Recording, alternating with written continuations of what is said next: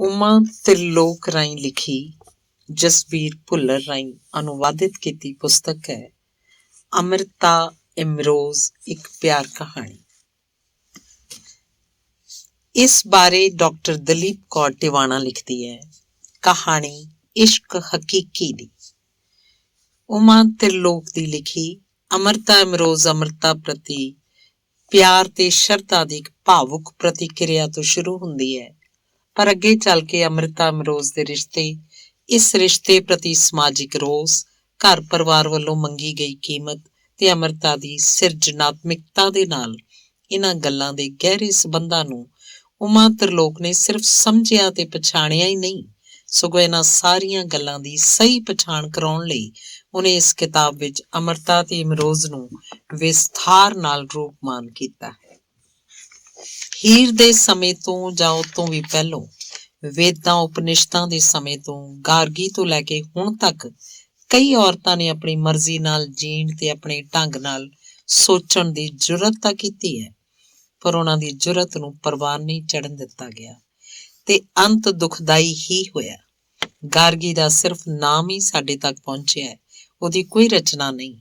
ਹੀਰ ਨੂੰ ਤਾਂ ਜ਼ਹਿਰ ਹੀ ਪੀਣਾ ਪੈ ਗਿਆ। ਅੱਜ ਦੀ ਔਰਤ ਦਾ ਇਹ ਸੁਪਨਾ ਹੈ ਕਿ ਉਹ ਸਿਰਫ ਸੌਂਪੇ ਹੋਏ ਰੋਲ ਨੂੰ ਹੀ ਨਾ ਨਿਭਾਉਂਦੀ ਰਹੇ, ਸਗੋਂ ਆਪ ਬਣ ਕੇ ਜਿਉਂ ਵੀ ਸਕੇ। ਹਾਲਾਤ ਦੀਆਂ ਤਲਖੀਆਂ ਤੇ ਮਜਬੂਰੀਆਂ ਦੇ ਕਾਰਨ ਤੇ ਹਿੰਮਤ ਹੌਸਲੇ ਦੀ ਘਾਟ ਦੇ ਕਾਰਨ ਉਹਦਾ ਇਹ ਸੁਪਨਾ ਸਿਰਫ ਸੁਪਨਾ ਬਣ ਕੇ ਰਹਿ ਜਾਂਦਾ ਹੈ। ਉਹ ਅੰਮ੍ਰਿਤਾ ਇਮਰੋਜ਼ ਵਿੱਚ ਆਪਣੇ ਸੁਪਨੇ ਦੀ ਪੂਰਤੀ ਵੇਖਦੀ ਹੈ। ਅੰਮ੍ਰਿਤਾ ਦੀਆਂ ਜੜ੍ਹਾਂ ਵੀ ਪਰੰਪਰਾ 'ਚ ਸਨ, ਇਸੇ ਕਾਰਨ ਉਹ ਵਿਦਰੋਹ ਤੋਂ ਘਬਰਾ ਕੇ ਖੁਦ ਹੀ ਇਸ ਦਾ ਕਾਰਨ ਕਦੀ ਹੱਥਾਂ ਦੀਆਂ ਲਕੀਰਾਂ, ਗ੍ਰਹਿ ਚੱਕਰਾਂ ਜਾਂ ਜਨਮਾਂ ਦੇ ਲੇਖੇ ਜੋਖਿਆਂ 'ਚੋਂ ਲੱਭਣ ਲੱਗ ਪੈਂਦੀ ਸੀ। ਅੱਜ ਤੋਂ 60-65 ਵਰ੍ਹੇ ਪਹਿਲਾਂ ਅੰਮ੍ਰਿਤਾ ਇਮਰੋਜ਼ ਦੀ ਨੌਜਵਾਨੀ ਦੇ ਵੇਲੇ ਇਹਨਾਂ ਗੱਲਾਂ ਨੂੰ ਬਹੁਤ ਹੀ ਗੰਭੀਰਤਾ ਨਾਲ ਲਿਆ ਜਾਂਦਾ ਸੀ, ਪਰ ਅੱਜ ਉਮਾ ਤ੍ਰਿਲੋਕ ਵਰਗੀਆਂ ਸੁਆਣੀਆਂ ਆਪਣੇ ਘਰ-ਬਾਰ ਦੀ ਨਾਰਾਜ਼ਗੀ ਝੱਲਣ ਤੋਂ ਬਿਨਾਂ ਹੀ ਅੰਮ੍ਰਿਤਾ ਇਮਰੋਜ਼ ਦੇ ਗੈਰ ਸਮਾਜਿਕ ਰਿਸ਼ਤੇ ਦੀ ਸਿਫਤ ਕਰ ਸਕਦੀਆਂ ਨੇ। ਹੁਣ ਤੱਕ ਜੋ ਵੀ ਤੇ ਜਿੰਨਾ ਵੀ ਅੰਮ੍ਰਿਤਾ ਦੇ ਬਾਰੇ ਲਿਖਿਆ ਗਿਆ ਹੈ, ਉਹਨਾਂ ਦੀ ਜੀਵਨ ਸ਼ੈਲੀ ਦੇ ਗੁਣ ਔਗੁਣਾਂ ਤੋਂ ਬਿਨਾਂ, ਉਹਨਾਂ ਦੀਆਂ ਰਚਨਾਵਾਂ ਦੇ ਬਾਰੇ, ਉਹਨਾਂ ਦੀ ਰਚਨਾ ਪ੍ਰਕਿਰਿਆ ਦੇ ਬਾਰੇ, ਰਚਨਾ ਦੇ ਸਰੋਕਾਰਾਂ ਬਾਰੇ, ਰਚਨਾ ਦੇ ਮੁੱਲਾਂ ਬਾਰੇ, ਉਹਨਾਂ ਸਭ 'ਚ ਕਦੀ-ਕਦਾਈ ਨਾਲ ਤੁਰਦੇ ਇਮਰੋਜ਼ ਦਾ ਵੀ ਥੋੜ੍ਹਾ ਜਿਹਾ ਜ਼ਿਕਰ ਹੋਇਆ। ਇਸ ਰਿਸ਼ਤੇ ਬਾਰੇ ਇਮਰੋਜ਼ ਕੀ ਸਮਝਦੇ ਨੇ, ਕੀ ਸੋਚਦੇ ਨੇ, ਇਹਦਾ ਕੀ ਮੁੱਲ ਹੈ ਤੇ ਉਸ ਮੁੱਲ ਨੂੰ ਉਹ ਕਿੰਨਾ ਕੁ ਠੀਕ ਸਮਝਦੇ ਨੇ, ਇਸ ਬਾਰੇ ਬਹੁਤ ਕੁਝ ਸੋਚਿਆ ਵਿਚਾਰਿਆ ਨਹੀਂ ਗਿਆ। ਉਮਾ ਤ੍ਰਿਲੋਕ ਨੇ ਅੰਮ੍ਰਿਤਾ ਦੇ ਇਸ ਸਫ਼ਰ 'ਚ ਇਮਰੋਜ਼ ਨੂੰ ਸ਼ਾਮਲ ਕਰਕੇ ਵੇਖਿਆ ਕਿਸ ਤਰ੍ਹਾਂ ਉਹਨੇ ਪੂਰੇ ਸਮਰਪਣ ਦੀ ਭਾਵਨਾ ਨਾਲ ਇਸ ਰਿਸ਼ਤੇ ਨੂੰ ਨਿਭਾਇਆ ਹੈ। ਲੋਕੀ ਭਾਵੇਂ ਕੁਝ ਵੀ ਕਹਿਣ, ਉਸ ਨੂੰ ਆਪਣੇ ਫੈਸਲੇ ਉੱਤੇ ਕੋਈ ਪਛਤਾਵਾ ਨਹੀਂ। ਇਸ ਫੈਸਲੇ ਨਾਲ ਜੋ ਕੁਝ ਵੀ ਹਾਸਲ ਹੋਇਆ ਜਾਂ ਗੁਆਚਾ, ਇਮਰੋਜ਼ ਨੂੰ ਇਸ ਦਾ ਕੋਈ ਅਫਸੋਸ ਨਹੀਂ। ਅੰਮ੍ਰਿਤ ਦੀ ਰਜ਼ਾ 'ਚ ਰਾਜ਼ੀ ਰਹਿਣਾ ਉਹਦੀ ਕੋਈ ਮਜਬੂਰੀ ਨਹੀਂ ਸੀ, ਸਗੋਂ ਖੁਸ਼ੀ ਸੀ। ਆਪਣੇ ਧੁਰ ਅੰਦਰ ਕਿਧਰੇ ਉਹ ਇਸ਼ਕ ਮਜਾਜ਼ੀ ਨੂੰ ਇਸ਼ਕ ਹਕੀਕੀ ਤੱਕ ਲੈ ਗਿਆ ਸੀ। ਉਮਾ ਨੇ ਇਮਰੋਜ਼ ਨਾਲ ਹੋਈ ਗੱਲਬਾਤ 'ਚ ਸਪਸ਼ਟ ਕੀਤਾ ਹੈ।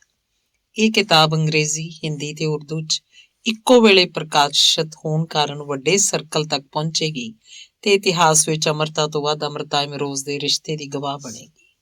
ਤੇ ਹੁਣ ਇਸ ਪੁਸਤਕ ਨੂੰ ਪੰਜਾਬੀ 'ਚ ਅਨੁਵਾਦ ਕਰਕੇ ਸਾਡੇ ਲੇਖਕ ਜਸਬੀਰ ਭੁੱਲਰ ਨੇ ਆਮ ਖਾਸ ਲਈ ਪਹੁੰਚ ਦਾ ਇੱਕ ਹੋਰ ਬੂਹਾ ਖੋਲ੍ਹਿਆ ਹੈ। ਵੱਲੋਂ ਡਾਕਟਰ ਦਲੀਪ ਕੌਰ ਟਿਵਾਣਾ। ਗੁਲਜ਼ਾਰ ਲਿਖਿਆ ਬੁਸਕਿਆਨਾ ਨੇ, अल्लाह की गवाही पैगंबर दे तो पैगंबर का गवाह कौन। अमृता जी अपने आप में एक बड़ी लीजेंड है। पंजाबी शायरी में बंटवारे के बाद की आधी सदी की नुमाइंदा शायरा है। शायरी के अलावा दुपट्टे की एक गीठा में नावल और अफसाने बंद कर वो भी कंधों पर फेंक लिया है और मोहब्बत का एक ऐसा दुशाला ओढ़ लिया है जो इमरोज की निग से महकता रहता है। अब कौन बताए कि दुशाले ने उन्हें लपेट रखा है या वो दुशाले को जड़ी मारे रहती है। इमरोज एक और लेजेंड है जो पहले इंद्रजीत के नाम से रोशन था। उसके सरवर्क कवर पेजेस देखकर लोगों ने उस कलम और कुर्सी की शुरू कर दी जिससे ड्राइंग किया करता था। मैं उस जमाने में मिला था उसे, लेकिन उसने उस रोशनी को अमृता जी की दोस्ती और मोहब्बत में यूं तहलील कर दिया कि एक और चिराग जला उन दोनों की दोस्ती का। अब वो दोस्ती अपने आप में तीसरा लेजेंड है। मरहबा। उनका रिश्ता नज़म और इमेज का रिश्ता है। आप बता नहीं सकते कि तख्लीक के जन्म के लिए किसने पहल की। नज़म हुई तो इमेज बनी, या इमेज आई तो नज़म हुई। अमृता जी की नज़में पेंटिंग की तरह है। वो दर्द की आवाज है या दिलासे की। इसी तरह इमरोज की पेंटिंग्स नज़मों के आबो हयात पर तैरती है। बोस्कियाना, मुंबई। पहला भाग। 1996 ਵਿੱਚ ਦੇਹਰਾਦੂਨ ਤੋਂ ਦਿੱਲੀ ਪਰਤਦਿਆਂ ਮੈਂ ਅਮਰਤਾ ਪ੍ਰੀਤਮ ਦੀ ਕਿਤਾਬ ਸਮਟਾਈਮਜ਼ ਆਈ ਟੈਲ ਦਿਸ ਟੂ ਦ ਰਿਵਰ, ਜਿਹਦਾ ਅਨੁਵਾਦ ਆਰਲੀਨ ਜ਼ਾਇਦੇ ਨੇ ਕੀਤਾ, ਖਰੀਦ ਲਈ। ਮੈਂ ਬਿਨਾਂ ਅਟਕੇ ਸਾਰੇ ਰਾਹ ਉਹ ਕਿਤਾਬ ਪੜ੍ਹਦੀ ਰਹੀ। ਉਹਨਾਂ ਦੇ ਸ਼ਬਦਾਂ ਨੇ ਜਿਵੇਂ ਮੈਨੂੰ ਬੰਨ੍ਹ ਲਿਆ ਹੋਵੇ। ਉਹਨਾਂ ਦੀ ਕਵਿਤਾ ਅਰਲੀ ਸਪ੍ਰਿੰਗ ਵਿੱਚ ਉਹਨਾਂ ਦੇ ਸ਼ਬਦ begging for a pinch of chat musk ਤੇ sun asking for an ember to kindle his fire ਨੇ ਮੇਰੇ ਮਨ ਦੇ ਤਾਰਾਂ ਨੂੰ ਝੁੰਝਣੀ ਲਾ ਦਿੱਤੀ। ਉਹਨਾਂ ਦੀ ਕਵਿਤਾ ਵਿੰਡੋ ਵਿੱਚ ਟਾਈਮ ਗॉट ਬੂਜ਼ਡ ਐਂਡ ਬਲੇਡ ਵਰਗੇ ਸ਼ਬਦਾਂ ਨੇ ਮੈਨੂੰ ਵਕਤ ਦੇ ਕਿਸੇ ਦੂਸਰੇ ਦਾਇਰੇ 'ਚ ਪਹੁੰਚਾ ਦਿੱਤਾ। ਉਹਨਾਂ ਦੀ ਕਵਿਤਾ ਇਮੇਜਿੰਗ ਮੈਨੂੰ ਇੱਕ ਅਨੋਖੇ ਆਲਮ 'ਚ ਲੈ ਗਈ, ਇੱਕ ਇਹੋ ਜਿਹੇ ਮਾਹੌਲ 'ਚ ਜੋ ਦੁਨਿਆਵੀ ਨਹੀਂ ਸੀ, ਸਗੋਂ ਇਸ ਜਹਾਨ ਫਾਨੀ ਤੋਂ ਵੀ ਪਰਾਂ ਸੀ। ਉਹਨਾਂ ਲਿਖਿਆ ਸੀ, ਫੇਰ ਸਵੇਰੇ ਸਵੇਰੇ ਅਸੀਂ ਕਾਗਜ਼ ਦੇ ਪਾਟੇ ਹੋਏ ਟੁਕੜਿਆਂ ਵਾਂਗ ਮਿਲੇ। ਮੈਂ ਆਪਣੇ ਹੱਥ ਵਿੱਚ ਉਹਦਾ ਹੱਥ ਲਿਆ, ਉਹਨੇ ਆਪਣੀਆਂ ਬਾਹਾਂ 'ਚ ਮੈਨੂੰ ਘੁੱਟ ਲਿਆ, ਤੇ ਫਿਰ ਅਸੀਂ ਦੋਵੇਂ ਇੱਕ ਸੈਂਸਰ ਵਾਂਗ ਹੱਸੇ, ਤੇ ਫਿਰ ਕਾਗਜ਼ ਨੂੰ ਇੱਕ ਠੰਡੇ ਮੇਜ਼ ਉੱਤੇ ਰੱਖ ਕੇ ਉਹ ਸਾਰੀ ਨਜ਼ਮ ਉੱਤੇ ਲੀਕ ਫੇਰ ਦਿੱਤੀ। ਇੱਕ ਹੋਰ ਥਾਂ ਉਹ ਲਿਖਦੇ ਨੇ, ਤਵਾਰੀਖ ਅੱਜ ਚੌਂਕੇ ਵਿੱਚੋਂ ਭੁੱਖਣ ਪਾਣੀ ਉੱਠ ਗਈ ਹੈ। ਉਹ ਆਪਣੇ ਤਜਰਬੇ ਨੂੰ ਜਿਵੇਂ ਕਿਸੇ ਮੁਸੱਵਰ ਦੀ ਤਰ੍ਹਾਂ ਆਪਣੇ ਬੁਰਸ਼ ਛੂਹਾਂ ਨਾਲ ਵਿਖਾ ਦਰਸਾ ਰਹੇ ਹੋਣ। ਵਕਤ ਨੇ ਉਹਦੀ ਜ਼ਿੰਦਗੀ ਕੋਲੋਂ ਅੰਗਿਆਰ ਖੋਹ ਲਏ ਤੇ ਆਪਣੀਆਂ ਉਂਗਲਾਂ ਲੂਹ ਬੈਠਾ। ਉਹਨਾਂ ਦੇ ਇਹੋ ਜਿਹੇ ਫਲਸਫੇ ਭਰੇ ਅਲਫਾਜ਼ ਮੈਨੂੰ ਅਧਿਆਤਮ ਉਚਾਈ ਤੱਕ ਲੈ ਗਏ। ਮੈਂ ਜਿਉਂ-ਜਿਉਂ ਸਫ਼ੇ ਉਥਲਦੀ ਗਈ, ਮੈਨੂੰ ਲੇਖਿਕਾ ਆਪਣੇ ਹੋਰ ਨੇੜੇ ਆਉਂਦੀ ਮਹਿਸੂਸ ਹੋਈ। ਕਿਤਾਬ ਦੇ ਆਖਰੀ ਪੰਨੇ ਤੱਕ ਪਹੁੰਚਦਿਆਂ ਅਮਰਤਾ ਜੀ ਨਾਲ ਮੁਲਾਕਾਤ ਦੀ ਪ੍ਰਬਲ ਇੱਛਾ ਨੇ ਮੈਨੂੰ ਘੇਰ ਲਿਆ। ਹੁਣ ਮੈਂ ਦਿੱਲੀ 'ਚ ਉਹਨਾਂ ਦੀ ਤਲਾਸ਼ ਕਰ ਰਹੀ ਸਾਂ। ਮੈਂ ਲਗਾਤਾਰ ਇੱਕ ਇਹੋ ਜਿਹੇ ਸ਼ਖਸ ਦੀ ਖੋਜ 'ਚ ਸਾਂ ਜਿਹੜਾ ਅਮਰਤਾ ਜੀ ਨਾਲ ਮੇਰੀ ਵਾਕਫੀਅਤ ਕਰਾ ਦੇਵੇ। ਇੰਡੀਆ ਇੰਟਰਨੈਸ਼ਨਲ ਸੈਂਟਰ 'ਚ ਇੱਕ ਸਾਹਿਤਕ ਗੋਸ਼ਟੀ ਦੌਰਾਨ ਮੇਰੀ ਮੁਲਾਕਾਤ ਅਮਰਤਾ ਜੀ ਦੇ ਇੱਕ ਲੇਖਕ ਦੋਸਤ ਨਾਲ ਹੋ ਗਈ। ਮੈਂ ਉਹਨਾਂ ਨੂੰ ਕਿਹਾ ਕਿ ਉਹ ਅਮਰਤਾ ਜੀ ਨਾਲ ਮੇਰੀ ਮੁਲਾਕਾਤ ਕਰਾ ਦੇਣ। ਉਹਨਾਂ ਦੀ ਸਿਹਤ ਅੱਜ ਕੱਲ੍ਹ ਠੀਕ ਨਹੀਂ, ਇਸ ਲਈ ਉਹ ਕਿਸੇ ਨੂੰ ਮਿਲਦੇ ਜੁਲਦੇ ਵੀ ਨਹੀਂ। ਉਹਨਾਂ ਕਿਹਾ। ਮੇਰੇ ਬਜਿੱਦ ਹੋਣ ਤੇ ਉਹਨਾਂ ਝਿਜਕਦਿਆਂ ਹੋਇਆਂ ਮੈਨੂੰ ਅਮਰਤਾ ਜੀ ਦਾ ਪਤਾ ਤੇ ਟੈਲੀਫੋਨ ਨੰਬਰ ਦੇ ਦਿੱਤਾ।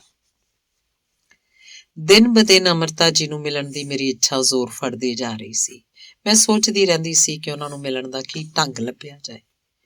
ਇਸੇ ਦੌਰਾਨ ਮੇਰਾ ਦੂਸਰਾ ਕਵਿਤਾ ਸੰਗ੍ਰਹਿ ਛਪ ਕੇ ਆ ਗਿਆ ਤੇ ਨਾਲ ਹੀ ਮੇਰੀਆਂ ਕਵਿਤਾਵਾਂ ਦੀ ਆਡੀਓ ਕੈਸੇਟ ਵੀ।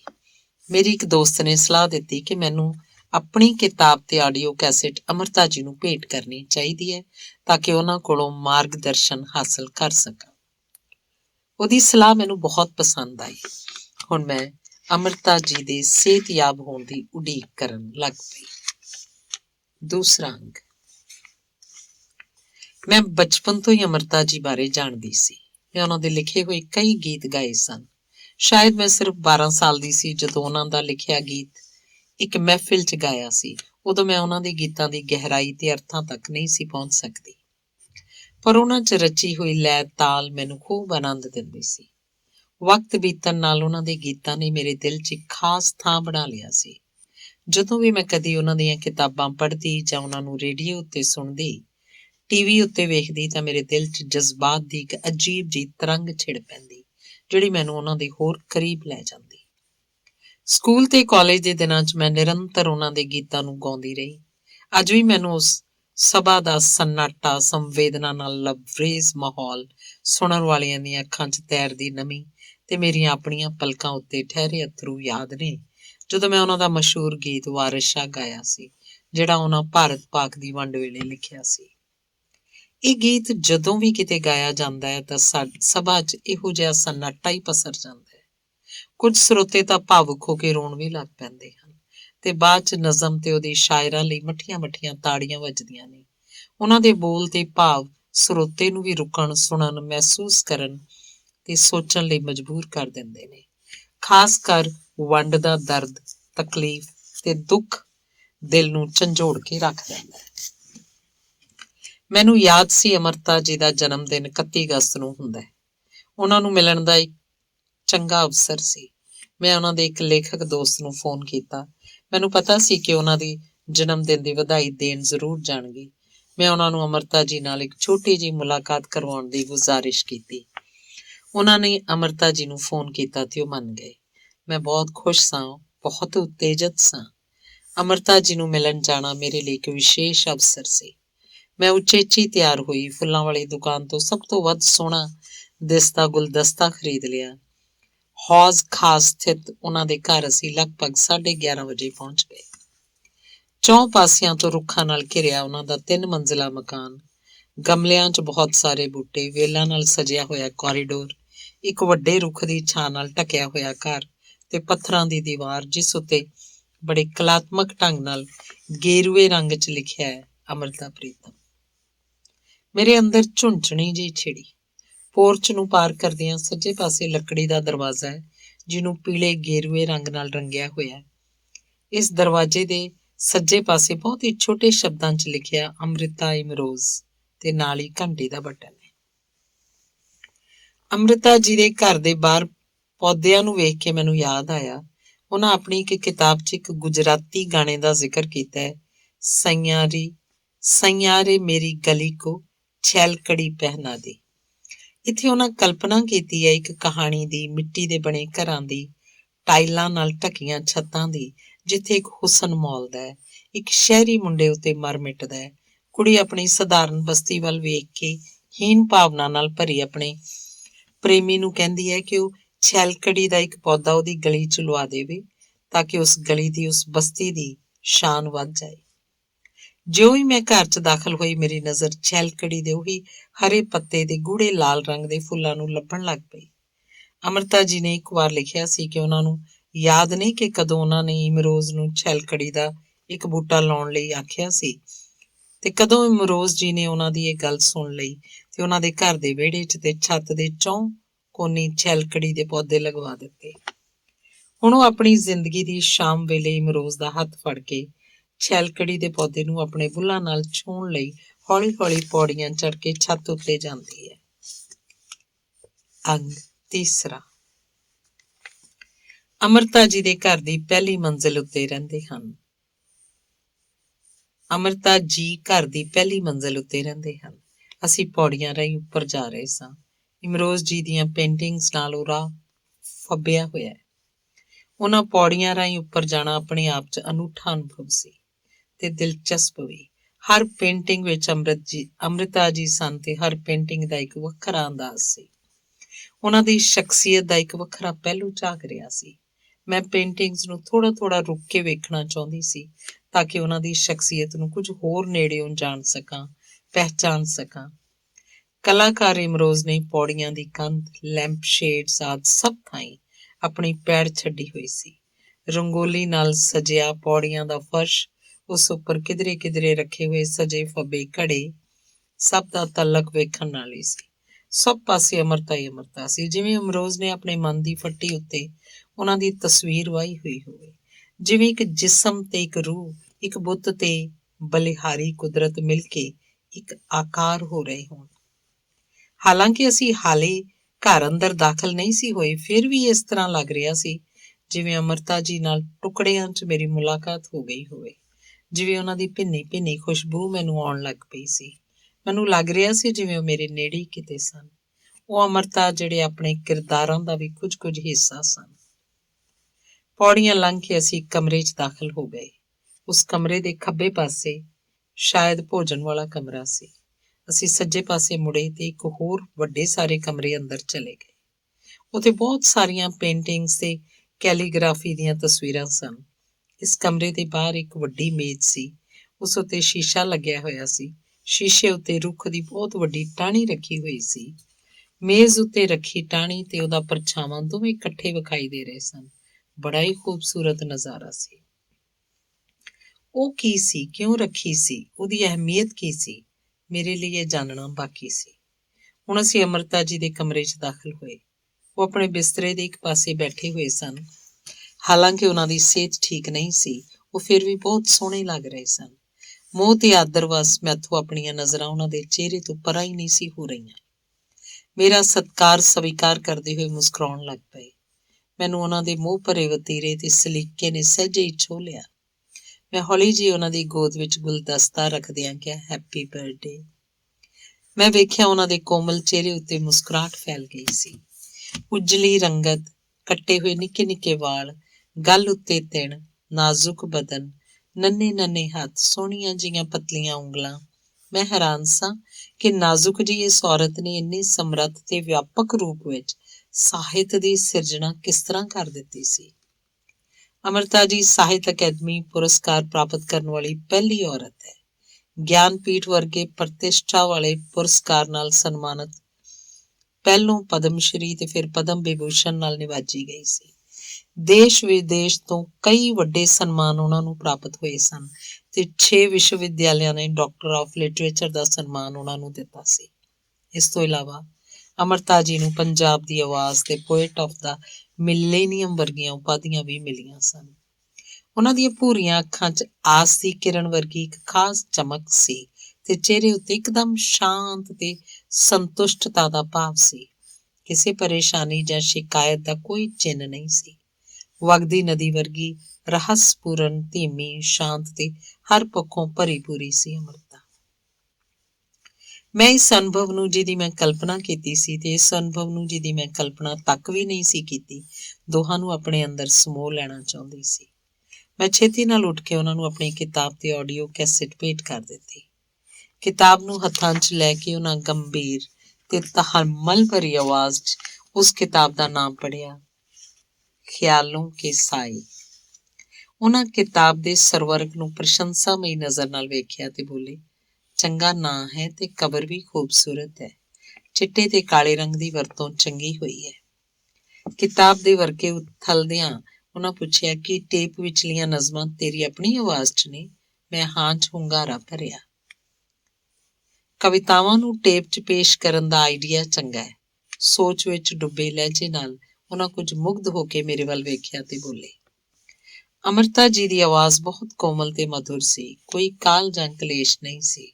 ਉਹਨਾਂ ਦੇ ਧੁਰ ਅੰਦਰ ਜੇ ਕੋਈ ਬੇਚੈਨੀ ਜਾਂ ਹਰਕ ਹੋਏਗਾ ਤਾਂ ਵੀ ਉਹ ਜਾਂ ਤਾਂ ਲੁਕਿਆ ਹੋਇਆ ਹੋਏਗਾ ਤੇ ਜਾਂ ਫਿਰ ਉਹਦੀ ਉਸ ਤੋਂ ਨਿਜ਼ਾਤ ਪਾ ਲਈ ਹੋਏਗੀ। ਉਸੇ ਵੇਲੇ ਸਫੈਦ ਕੁੜਤੇ ਪਜਾਮੇ ਵਾਲਾ ਇੱਕ ਲੰਮੇ ਕੱਦ ਦਾ ਵਿਅਕਤੀ ਕਮਰੇ 'ਚ ਆਇਆ। ਅਮਰਤਾ ਜੀ ਦਾ ਲੇਖਕ ਮਿੱਤਰ ਖਲੋ ਕੇ ਉਹਨੂੰ ਮਿਲਿਆ ਤੇ ਫਿਰ ਮੇਰੀ ਵੱਲ ਵੇਖ ਕੇ ਉਹਦੀ ਜਾਣ ਪਛਾਣ ਕਰਾਈ। ਉਮਾ, ਇਹ ਇਮਰੋਜ਼ ਨੇ। ਇਮਰੋਜ਼, ਇਸ ਨਾਂ ਨਾਲ ਮੇਰੇ ਅੰਦਰ ਕੁਝ ਹਿਲਜੁਲ ਹੋਈ। ਜਿਹੜੇ ਸ਼ਬਦ ਮੇਰੇ ਮਨ ਦੀ ਫੱਟੀ ਉੱਤੇ ਉਭਰੇ ਉਹ ਇਹ ਸਨ, ਇਮਰੋਜ਼, ਫੋਰਬਿਡਨ ਗਾਰਡਨ ਦਾ ਹੀਰੋ। ਮੈਂ ਖਲੋ ਕੇ ਦੋਵੇਂ ਹੱਥ ਜੋੜੇ ਤੇ ਹੌਲੀ ਜੀ ਕਿਹਾ, ਨਮਸਤੇ। ਮੁਸਕਰਾਉਂਦਿਆਂ ਹੋਇਆ ਉਹਨਾਂ ਬਹੁਤ ਹੀ ਸਲੀਕੇ ਨਾਲ ਮੇਰੀ ਨਮਸਤੇ ਦਾ ਜਵਾਬ ਦਿੱਤਾ। ਕੁਰਸੀ ਖਿੱਚ ਕੇ ਉਹ ਸਾਡੇ ਨੇੜੇ ਬਹਿਣ ਹੀ ਵਾਲੇ ਸੀ ਕਿ ਮੁੜ ਤਣ ਕੇ ਖਲੋ ਗਏ। ਬੋਲੇ, 1 ਮਿੰਟ, ਪਹਿਲਾਂ ਮੈਂ ਤੁਹਾਡੇ ਲਈ ਕੇਕ ਲੈ ਕੇ ਆਉਣਾ ਵਾਂ। ਫਿਰ ਉਹ ਹੱਸਦੇ ਹੋਏ ਕਾਹਲੀ ਨਾਲ ਕਮਰੇ ਤੋਂ ਬਾਹਰ ਚਲੇ ਗਏ।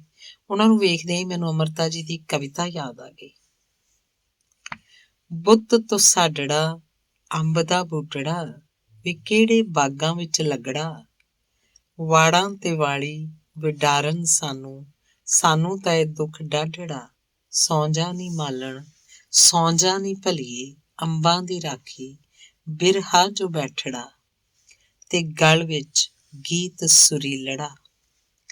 ਇਮਰੋਜ਼ ਹੀ ਉਹਨਾਂ ਦੇ ਅੰਬ ਦੇ ਉਹ ਬੂਟੇ ਸੀ ਜਿਹਦੇ ਬਾਰੇ 'ਚ ਉਹਨਾਂ ਨੇ ਪੁੱਛਿਆ ਕਿ ਤੂੰ ਕਿਹੜੀ ਜ਼ਮੀਨ 'ਚ ਹਰਾ ਹੋਏਗਾ। ਇਮਰੋਜ਼ ਦੇ ਬਾਰੇ ਅਮਰਤਾ ਜੀ ਨੇ ਲਿਖਿਆ ਕਿ ਉਹ ਚੰਨ ਦੇ ਪਰਛਾਵਿਆਂ ਵਿੱਚੋਂ ਰਾਤ ਦੇ ਹਨੇਰੇ ਵਿੱਚ ਉਤਰੇ ਤੇ ਉਹਨਾਂ ਦੇ ਸੁਪਨਿਆਂ 'ਚ ਆ ਗਏ। ਇੱਕ ਦਿਨ ਉਹਨਾਂ ਨੂੰ, ਇਮਰੋਜ਼ ਨੂੰ, ਕੋਈ ਘਰ ਲੈ ਆਇਆ। ਉਹ ਬੰਬਈ ਤੋਂ ਪਰਤੇ ਇੱਕ ਪੇਂਟਰ ਸਨ। ਉਹਨਾਂ ਦਾ ਨਾਂ ਸੀ ਇਮਰੋਜ਼। ਮੈਨੂੰ ਉਹ ਅਸਲੋਂ ਖਾਮੋਸ਼ ਜਿਹੇ ਲੱਗੇ, ਜਿਵੇਂ ਬਿਲਕੁਲ ਬੋਲਦੇ ਹੀ ਨਾ ਹੋਣ। ਫਿਰ ਵੀ ਮੈਨੂੰ ਲੱਗਿਆ ਜਿਵੇਂ ਉਹ ਕੁਝ ਕਹਿ ਰਹੇ ਸਨ। ਮੇਰੀ ਸੋਚਾਂ ਦੀ ਲੜੀ ਟੁੱਟੀ। ਕੇਕ ਲੈ ਕੇ ਇਮਰੋਜ਼ ਜੀ ਕਮਰੇ 'ਚ ਆਏ ਤੇ ਬੋਲੇ, ਅੱਜ ਮਾਜਾ ਦਾ ਜਨਮ ਦਿਨ ਹੈ। ਉਹ ਅਮਰਤਾ ਨੂੰ ਪਿਆਰ ਨਾਲ ਮਾਜਾ ਬੁਲਾਉਂਦੇ ਨੇ। ਇਹ ਗੱਲ ਮੈਨੂੰ ਪਿੱਛੋਂ ਪਤਾ ਲੱਗੀ ਕਿ ਇਹਨਾਂ ਦੋਹਾਂ ਨੇ ਇੱਕ ਸਪੈਨਿਸ਼ ਨਾਵਲ ਪੜ੍ਹਿਆ ਸੀ ਜਿਹਦੇ ਨਾਇਕ ਦਾ ਨਾਮ ਮਾਜਾ ਸੀ। ਇਮਰੋਜ਼ ਨੂੰ ਇਹ ਨਾਮ ਬਹੁਤ ਪਸੰਦ ਆਇਆ। ਉਦੋਂ ਤੋਂ ਅਮਰਤਾ ਜੀ ਨੂੰ ਮਾਜਾ ਕਹਿ ਕੇ ਬੁਲਾਉਣ ਲੱਗ ਪਏ। ਤੁਸੀਂ ਚਾਹ ਪੀਓਗੇ? ਇਮਰੋਜ਼ ਜੀ ਨੇ ਪੁੱਛਿਆ। ਅਮਰਤਾ ਜੀ ਦੇ ਦੋਸਤ ਨੇ ਕਿਹਾ, ਹਾਂ ਪੀ ਲਵਾਂਗੇ।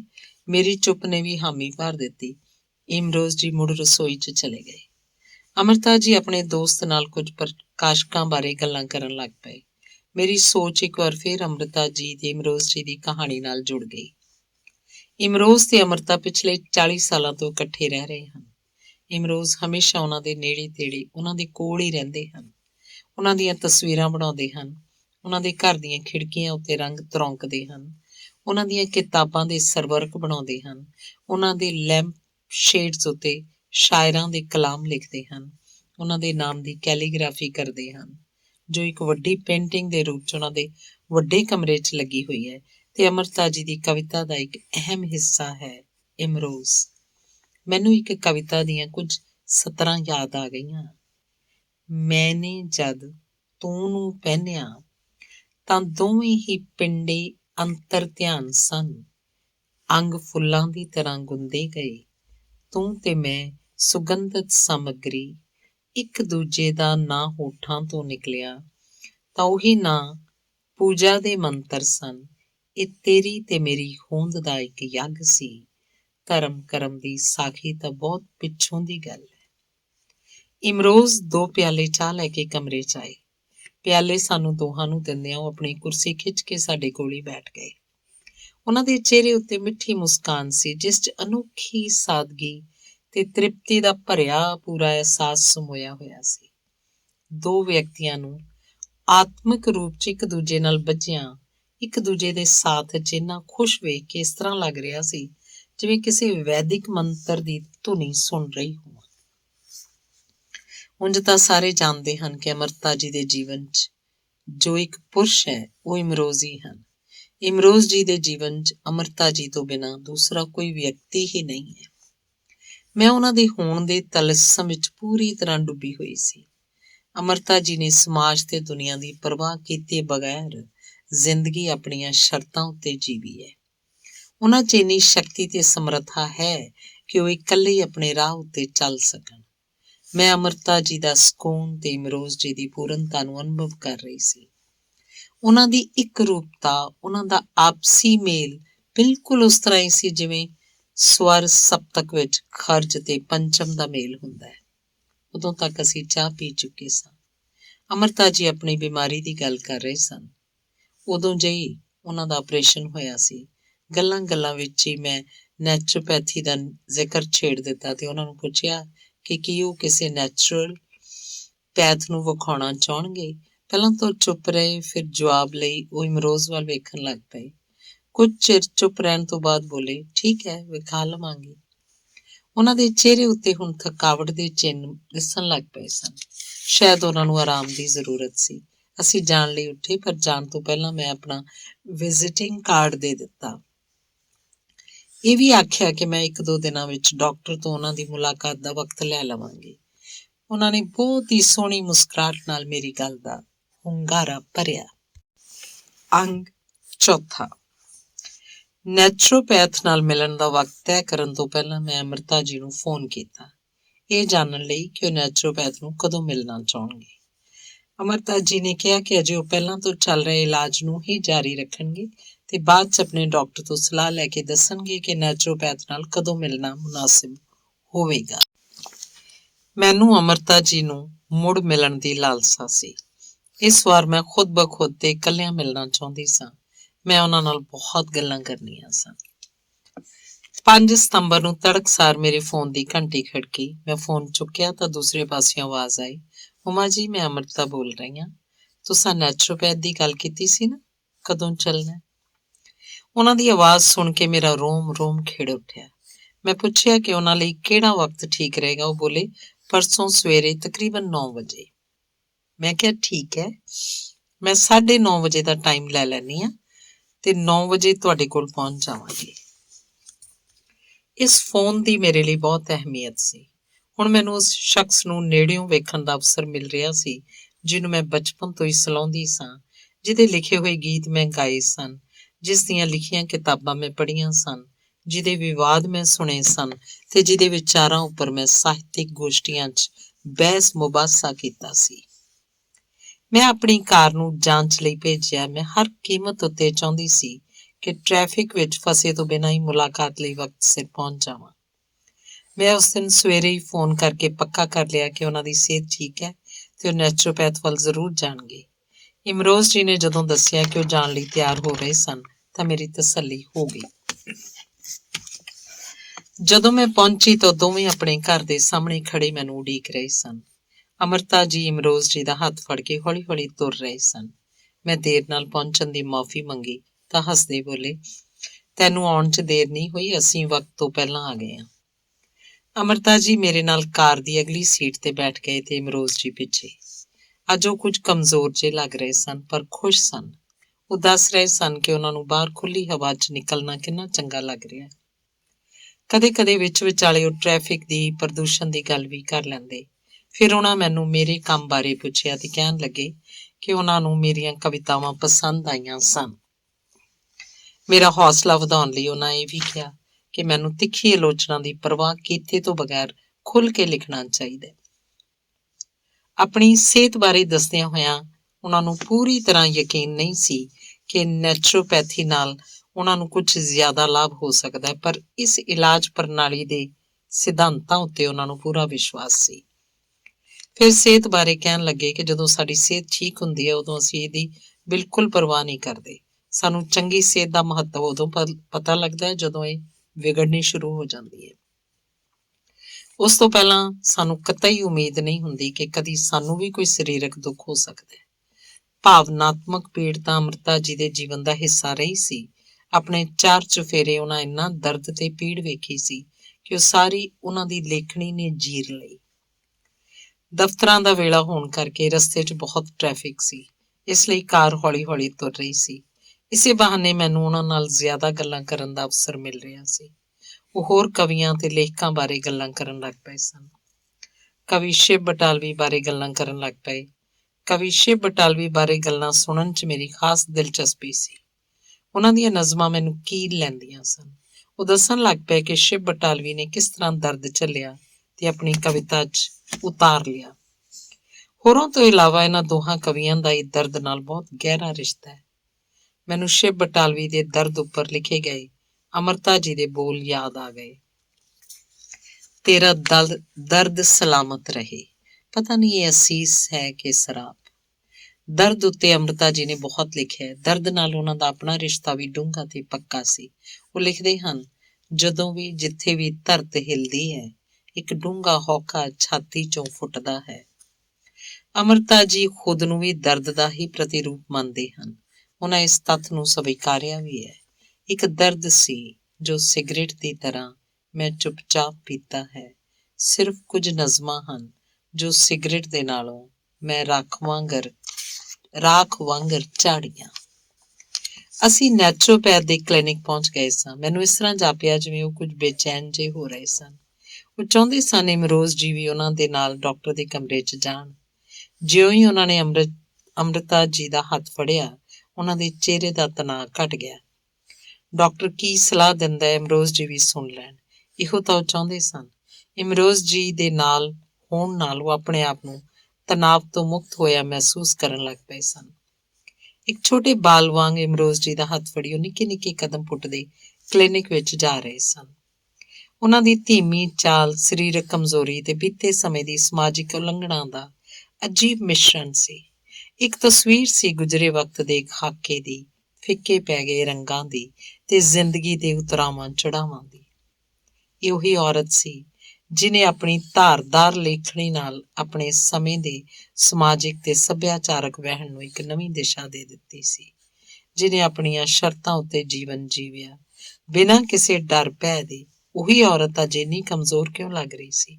ਇਹ ਕਹਿਣਾ ਬੜਾ ਔਖਾ ਸੀ ਕਿ ਇਹ ਸਿਰਫ ਸਰੀਰਕ ਸਹਾਰਾ ਸੀ ਕਿ ਜਜ਼ਬਾਤੀ। ਵੈਸੇ ਵੀ ਅਮਰਤਾ ਜੀ ਨੇ ਲਿਖਿਆ ਕਿ ਉਹਨਾਂ ਦਾ ਮਨ ਹਮੇਸ਼ਾ ਇੱਕ ਇਹੋ ਜਿਹੇ ਆਦਮੀ ਦੀ ਤਲਾਸ਼ 'ਚ ਸੀ ਜਿਹੜਾ ਉਹਨਾਂ ਨਾਲੋਂ ਵੱਡਾ ਹੋਵੇ ਤੇ ਸਿਰਜਣਾ ਦੇ ਉਛਾਲ ਨੂੰ ਪ੍ਰਗਟ ਕਰਨ 'ਚ ਉਹਦੀ ਸਹਾਇਤਾ ਕਰੇ। ਸ਼ਾਇਦ ਅਮਰੋਜ਼ ਉਹੀ ਆਦਮੀ ਹੈ। ਕਿਸੇ ਹੋਰ ਪ੍ਰਸੰਗ 'ਚ ਉਹਨਾਂ ਆਖਿਆ ਸੀ, ਪਿਆਰ ਨੂੰ ਦੋ ਤਰ੍ਹਾਂ ਨਾਲ ਸਮਝਿਆ ਜਾ ਸਕਦਾ ਹੈ। ਇੱਕ ਉਹ ਜਿਹੜਾ ਆਸਮਾਨ ਵਾਂਗ ਹੁੰਦਾ ਹੈ, ਦੂਸਰਾ ਸਿਰ ਉੱਪਰਲੀ ਛੱਤ ਦੀ ਤਰ੍ਹਾਂ। ਉਹਨਾਂ ਦਾ ਪਹਿਲਾ ਪਿਆਰ ਸਾਹਿਰ ਅਸਮਾਨ ਵਾਂਗ ਸੀ, ਪਰ ਔਰਤ ਦੋਹਾਂ ਨੂੰ ਖੋਜਦੀ ਹੈ। ਛੱਤ ਆਖਰ ਅਸਮਾਨ ਵੱਲ ਜਾ ਕੇ ਖੁੱਲ੍ਹਦੀ ਹੈ। ਇਹ ਸਿਰਫ ਕਿਸਮਤ ਅਤੇ ਹਾਲਾਤ ਦੇ ਕਾਰਨ ਸੀ ਕਿ ਉਹਨਾਂ ਛੱਤ ਨੂੰ ਚੁਣਿਆ। ਅਸਮਾਨ ਬਹੁਤ ਦੂਰ ਸੀ। ਉਹਨਾਂ ਲਈ ਪਿਆਰ ਸ਼ਿੱਦਤ ਸੀ। ਪਿਆਰ ਉਹਨਾਂ ਲਈ ਊਰਜਾ ਸੀ ਜੋ ਉਹਨਾਂ ਨੂੰ ਉਤੇਜਿਤ ਕਰਦੀ, ਜਾਗਰਿਤ ਕਰਦੀ। ਅਸੀਂ ਵਾਪਸ ਆ ਰਹੇ ਸਾਂ। ਹੁਣ ਅਮਰਤਾ ਜੀ ਤਣਾਅ 'ਚ ਨਹੀਂ ਸਨ। ਨੈਚੁਰੋਪੈਥ ਨੇ ਉਹਨਾਂ ਨੂੰ ਪ੍ਰਭਾਵਿਤ ਕੀਤਾ ਸੀ। ਉਹ ਬਾਅਦ ਵਿੱਚ ਵੀ ਉਹਨਾਂ ਦੀ ਕਲੀਨਿਕ ਉੱਤੇ ਜਾਣਾ ਚਾਹੁੰਦੇ ਸਨ। ਇੱਕ ਤਰ੍ਹਾਂ ਨਾਲ ਉਹ ਜਿਵੇਂ ਖੁਦ ਨਾਲ ਵਾਅਦਾ ਕਰ ਰਹੇ ਸਨ ਕਿ ਡਾਕਟਰ ਦੇ ਦੱਸੇ ਅਨੁਸਾਰ ਹੀ ਕਰਨਗੇ। ਮੈਂ ਉਹਨਾਂ ਨੂੰ ਉੱਪਰ ਤੱਕ ਛੱਡਣ ਗਈ। ਵਾਪਸ ਆਉਣ ਲੱਗੀ ਤਾਂ ਇਮਰੋਜ਼ ਜੀ ਨੇ ਕਿਹਾ, ਚਾਹ ਪੀ ਕੇ ਜਾਈਂ। ਅਸੀਂ ਤਿੰਨਾਂ ਨੇ ਅਮਰਤਾ ਜੀ ਦੇ ਕਮਰੇ 'ਚ ਬੈਠ ਕੇ ਚਾਹ ਪੀਤੀ। ਜਾਣ ਲਈ ਉੱਠੀ ਤਾਂ ਬੋਲੇ, ਤੈਨੂੰ ਮਿਲ ਕੇ ਬਹੁਤ ਖੁਸ਼ੀ ਹੋਈ ਹੈ। ਹੁਣ ਤੂੰ ਮਿਲਦੀ ਰਹੀ। ਇਮਰੋਜ਼ ਜੀ ਮੈਨੂੰ ਗੇਟ ਤੱਕ ਛੱਡਣ ਆਏ। ਇਹੋ ਉਹ ਦਿਨ ਸੀ ਜਦੋਂ ਅਮਰਤਾ ਜੀ ਤੇ ਇਮਰੋਜ਼ ਜੀ ਨਾਲ ਮੇਰੀ ਦੋਸਤੀ ਦੀ ਸ਼ੁਰੂਆਤ ਹੋਈ। ਅੰਗ 5ਵਾਂ। ਨੇਚਰ ਕਿਉਰ ਕਲੀਨਿਕ ਤੋਂ ਅਮਰਤਾ ਜੀ ਦਾ ਇਲਾਜ ਕੁਝ ਦਿਨ ਚੱਲਦਾ ਰਿਹਾ, ਪਰ ਕੋਈ ਖਾਸ ਲਾਭ ਨਹੀਂ ਹੋਇਆ। ਤਕਰੀਬਨ ਇੱਕ ਦਿਨ ਛੱਡ ਕੇ ਮੈਂ ਉਹਨਾਂ ਦੇ ਘਰ ਜਾਂਦੀ ਸੀ। ਜਨਵਰੀ ਦੇ ਮਹੀਨੇ ਜਦੋਂ ਮੈਂ ਇੱਕ ਦਿਨ ਉਹਨਾਂ ਦੇ ਘਰ ਪਹੁੰਚੀ ਤਾਂ ਉਹਨਾਂ ਦੀਆਂ ਲੱਤਾਂ 'ਚ ਬਹੁਤ ਪੀੜ ਹੋ ਰਹੀ ਸੀ ਤੇ ਉਹ ਬਹੁਤ ਬੇਚੈਨ ਸਨ। ਉਸ ਵੇਲੇ ਮੈਂ ਸਲਾਹ ਦਿੱਤੀ ਕਿ ਉਹ ਪ੍ਰਾਣਿਕ ਹੀਲਿੰਗ ਕਰਵਾ ਕੇ ਵੇਖ ਲੈਣ, ਸ਼ਾਇਦ ਕੁਝ ਆਰਾਮ ਮਿਲੇ। ਪ੍ਰਾਣਿਕ ਹੀਲਿੰਗ ਤੇ ਰੇਕੀ ਬਾਰੇ ਮੈਂ ਕੁਝ ਗੱਲਾਂ ਦੱਸ ਕੇ ਉਂਝ ਹੀ ਕਿਹਾ ਕਿ ਮੈਂ ਖੁਦ ਵੀ ਇੱਕ ਪ੍ਰਾਣਿਕ ਹੀਲਰ ਹਾਂ ਤੇ ਇੱਕ ਰੇਕੀ ਚੈਨਲ ਵੀ। ਮੈਂ ਇਹ ਵੀ ਦੱਸਿਆ ਕਿ ਮੈਂ ਮਸ਼ਹੂਰ recce master doctor Nalin Narula ਤੇ ਸ੍ਰੀਮਤੀ ਰੇਨੂ ਨਰੂਲਾ ਦੀ ਸ਼ਾਗਿਰਦ ਹਾਂ। ਅਮਰਤਾ ਜੀ ਨੂੰ ਇਹਨਾਂ ਥੈਰੇਪੀਆਂ ਬਾਰੇ ਕੋਈ ਖਾਸ ਜਾਣਕਾਰੀ ਨਹੀਂ ਸੀ। ਮੇਰੇ ਵੱਲ ਵੇਖ ਕੇ ਮੁਸਕਰਾਉਂਦੇ ਬੋਲੇ, ਉਮਾ, ਮੈਨੂੰ ਆਪਣੀ ਪੀੜ ਤੋਂ ਨਿਜਾਤ ਚਾਹੀਦੀ ਹੈ। ਸ਼ਾਇਦ ਤੂੰ ਮੇਰੀ ਪਰੇਸ਼ਾਨੀ ਸਮਝ ਰਹੀ ਹੈ। ਮੈਂ ਕਿਹਾ, ਠੀਕ ਹੈ, ਚਲੋ ਵੇਖਦੇ ਹਾਂ। ਪ੍ਰਾਣਿਕ ਹੀਲਿੰਗ ਸ਼ੁਰੂ ਕਰਨ ਤੋਂ ਪਹਿਲਾਂ ਮੈਂ ਉਹਨਾਂ ਨੂੰ ਆਰਾਮ ਨਾਲ ਬਿਸਤਰੇ ਉੱਤੇ ਬਿਠਾ ਦਿੱਤਾ ਤੇ ਇਮਰੋਜ਼ ਜੀ ਨੂੰ ਕਹਿ ਕੇ ਇੱਕ ਕੌਲੇ ਵਿੱਚ ਲੂਣ ਰਲਿਆ ਪਾਣੀ ਮੰਗਵਾਇਆ। ਘਰ 'ਚ ਸਮੁੰਦਰੀ ਲੂਣ ਨਹੀਂ ਸੀ, ਇਸ ਲਈ ਆਮ ਲੂਣ ਨਾਲ ਹੀ ਕੰਮ ਚਲਾ ਲਿਆ। ਮੈਂ ਉਹਨਾਂ ਨੂੰ ਜ਼ਬਾਨ ਤਾਲੂ ਨਾਲ ਲਾਉਣ ਲਈ ਆਖਿਆ। ਇਸ ਗੱਲ ਉੱਤੇ ਉਹ ਹੱਸ ਪਏ। ਫਿਰ ਮੈਂ ਉਹਨਾਂ ਦੀਆਂ ਤਲੀਆਂ ਨੂੰ ਉਹਨਾਂ ਦੇ ਗੋਡਿਆਂ ਉੱਤੇ ਰੱਖਿਆ। ਇਸ ਤਰ੍ਹਾਂ ਜਦੋਂ ਹੀਲਿੰਗ ਲੈਣ ਲਈ ਤਿਆਰ ਹੋ ਗਏ ਤਾਂ ਮੈਂ ਸਾਹਮਣੇ ਬੈਠ ਕੇ ਹੀਲਿੰਗ ਦੇਣਾ ਸ਼ੁਰੂ ਕੀਤਾ। ਇਸ ਤਰ੍ਹਾਂ ਲੱਗ ਰਿਹਾ ਸੀ ਹੀਲਿੰਗ ਦਾ ਉਹਨਾਂ ਉੱਤੇ ਅਸਰ ਹੋ ਰਿਹਾ ਸੀ। ਹੁਣ ਉਹ ਤਣਾਅ ਮੁਕਤ ਹਾਲਤ ਵਿੱਚ ਸਨ। ਫਿਰ ਉਹ ਲੇਟ ਗਏ, ਇੱਕ ਮਿੱਠੀ ਜਿਹੀ ਘੂਕੀ ਵਿੱਚ ਤੇ ਫਿਰ ਗੂੜੀ ਨੀਂਦ ਵਿੱਚ। ਇਮਰੋਜ਼ ਜੀ ਨੂੰ ਹੌਲੀ ਜਿਹੀ ਦੱਸ ਕੇ ਤੇ ਉਹਨਾਂ ਨੂੰ ਸੁੱਤਿਆਂ ਛੱਡ ਕੇ ਮੈਂ ਤੁਰ ਆਈ। ਇਮਰੋਜ਼ ਜੀ ਮੈਨੂੰ ਦਰਵਾਜ਼ੇ ਤੱਕ ਛੱਡਣ ਆਏ ਤੇ ਕਹਿਣ ਲੱਗੇ, ਅਮਰਤਾ ਤਾਂ ਕਿਸੇ ਨੂੰ ਆਪਣੇ ਕੋਲ ਆਉਣ ਨਹੀਂ ਦਿੰਦੀ, ਪਰ ਤੁਹਾਡੇ ਨਾਲ ਬਹੁਤ ਘੁਲ ਮਿਲ ਗਈ ਹੈ। ਮੈਂ ਤਸੱਲੀ ਦਾ ਅਨੁਭਵ ਕੀਤਾ ਤੇ ਰੱਬ ਦੇ ਵਰਤਾਰੇ ਪ੍ਰਤੀ ਅਹਿਸਾਨ ਵੀ ਮਹਿਸੂਸ ਕੀਤਾ। ਅਗਲੇ ਦਿਨ ਸਵੇਰੇ ਸਵੇਰੇ ਫੋਨ ਆਇਆ। ਅਮਰਤਾ ਜੀ ਕਹਿ ਰਹੇ ਸਨ, ਉਮਾ, ਤੂੰ ਤਾਂ ਕੱਲ ਜਾਦੂ ਹੀ ਕਰ ਦਿੱਤਾ। ਇੰਨੀ ਗੂੜੀ ਨੀਂਦ ਤਾਂ ਮੈਂ ਕਦੀ ਸੁੱਤੀ ਹੀ ਨਹੀਂ। ਹੁਣ ਤਾਂ ਦਰਦ ਵੀ ਨਹੀਂ ਹੈ। ਫਿਰ ਕਦੋਂ ਆਏਂਗੀ? ਮੈਂ ਕਿਹਾ, ਰੱਬ ਦਾ ਸ਼ੁਕਰ ਹੈ ਤੁਹਾਨੂੰ ਆਰਾਮ ਮਿਲਿਆ। ਜੇ ਤੁਹਾਨੂੰ ਆਰਾਮ ਮਿਲੇ ਤਾਂ ਮੈਂ ਰੋਜ਼ ਆ ਜਾਇਆ ਕਰਾਂ। ਤੈਨੂੰ ਮਿਲ ਕੇ ਬਹੁਤ ਚੰਗਾ ਲੱਗਦਾ ਤੇ ਆਰਾਮ ਵੀ ਮਿਲਿਆ। ਮੇਰੇ ਵੱਲੋਂ ਤਾਂ ਰੋਜ਼ ਆ ਜਾਇਆ ਕਰ। ਉਹਨਾਂ ਦੀ ਆਵਾਜ਼ 'ਚ ਬਹੁਤ ਪਿਆਰ ਤੇ ਇੱਕ ਤਲਬ ਸੀ। ਮੈਂ ਤੀਸਰੇ ਦਿਨ ਗਈ। ਉਹਨਾਂ ਦੀ ਨੂੰਹ ਅਲਕਾ ਮੈਨੂੰ ਉਹਨਾਂ ਦੇ ਕਮਰੇ ਤੱਕ ਲੈ ਗਈ। ਮੈਨੂੰ ਵੇਖਦੇ ਅਮਰਤਾ ਜੀ ਤੇ ਇਮਰੋਜ਼ ਮੁਸਕਰਾਏ। ਅਮਰਤਾ ਤੇ ਇਮਰੋਜ਼ ਦੋ ਪ੍ਰੇਮੀ ਪੰਛੀਆਂ ਵਾਂਗ ਕੋਲ-ਕੋਲ ਬੈਠੇ ਗੱਲਾਂ ਕਰ ਰਹੇ ਸਨ। ਉਹਨਾਂ ਨੂੰ ਵੇਖ ਕੇ ਮਨ ਖਿੜ-ਪੁੜ ਗਿਆ। ਮੈਂ ਅਮਰਤਾ ਜੀ ਨੂੰ ਸਿਹਤ ਬਾਰੇ ਪੁੱਛਿਆ। ਗੱਲਾਂ-ਗੱਲਾਂ 'ਚ ਦੱਸਿਆ ਕਿ ਉਹਨਾਂ ਦੀਆਂ ਲੱਤਾਂ ਬਾਰ-ਬਾਰ ਦੁਖਣ ਲੱਗਦੀਆਂ ਨੇ। ਇਮਰੋਜ਼ ਜੀ ਉਹਨਾਂ ਦੇ ਬਿਸਤਰੇ ਉੱਤੇ ਬੈਠੇ ਹੋਏ ਉਹਨਾਂ ਦੀਆਂ ਲੱਤਾਂ ਘੁੱਟ ਰਹੇ ਸਨ ਤੇ ਉਹਨਾਂ ਨੂੰ ਧਰਵਾਸ ਵੀ ਦੇ ਰਹੇ ਸਨ। ਮੈਂ ਸੋਚਣ ਲੱਗ ਪਈ, ਕਿ ਇੱਕ ਦਿਨ ਅਮਰਤਾ ਜੀ ਨੇ ਇਮਰੋਜ਼ ਨੂੰ ਕਿਹਾ ਸੀ, ਇਮਰੋਜ਼ ਤੂੰ ਹਾਲੇ ਜਵਾਨ ਹੈ, ਤੂੰ ਕਿਧਰੇ ਹੋਰ ਜਾ ਕੇ ਰਹਿ ਪਓ, ਤੂੰ ਆਪਣੇ ਰਾਹ ਜਾ, ਮੇਰਾ ਕੀ ਪਤਾ ਕਿੰਨੇ ਦਿਨ ਰਹਾ ਨਾ ਰਹਾ, ਤੇਰੇ ਬਿਨਾਂ ਜਿਉਣਾ ਮਰਨ ਬਰਾਬਰ ਹੈ ਤੇ ਮੈਂ ਮਰਨਾ ਨਹੀਂ ਚਾਹੁੰਦਾ, ਇਮਰੋਜ਼ ਜੀ ਨੇ ਜਵਾਬ ਦਿੱਤਾ ਸੀ।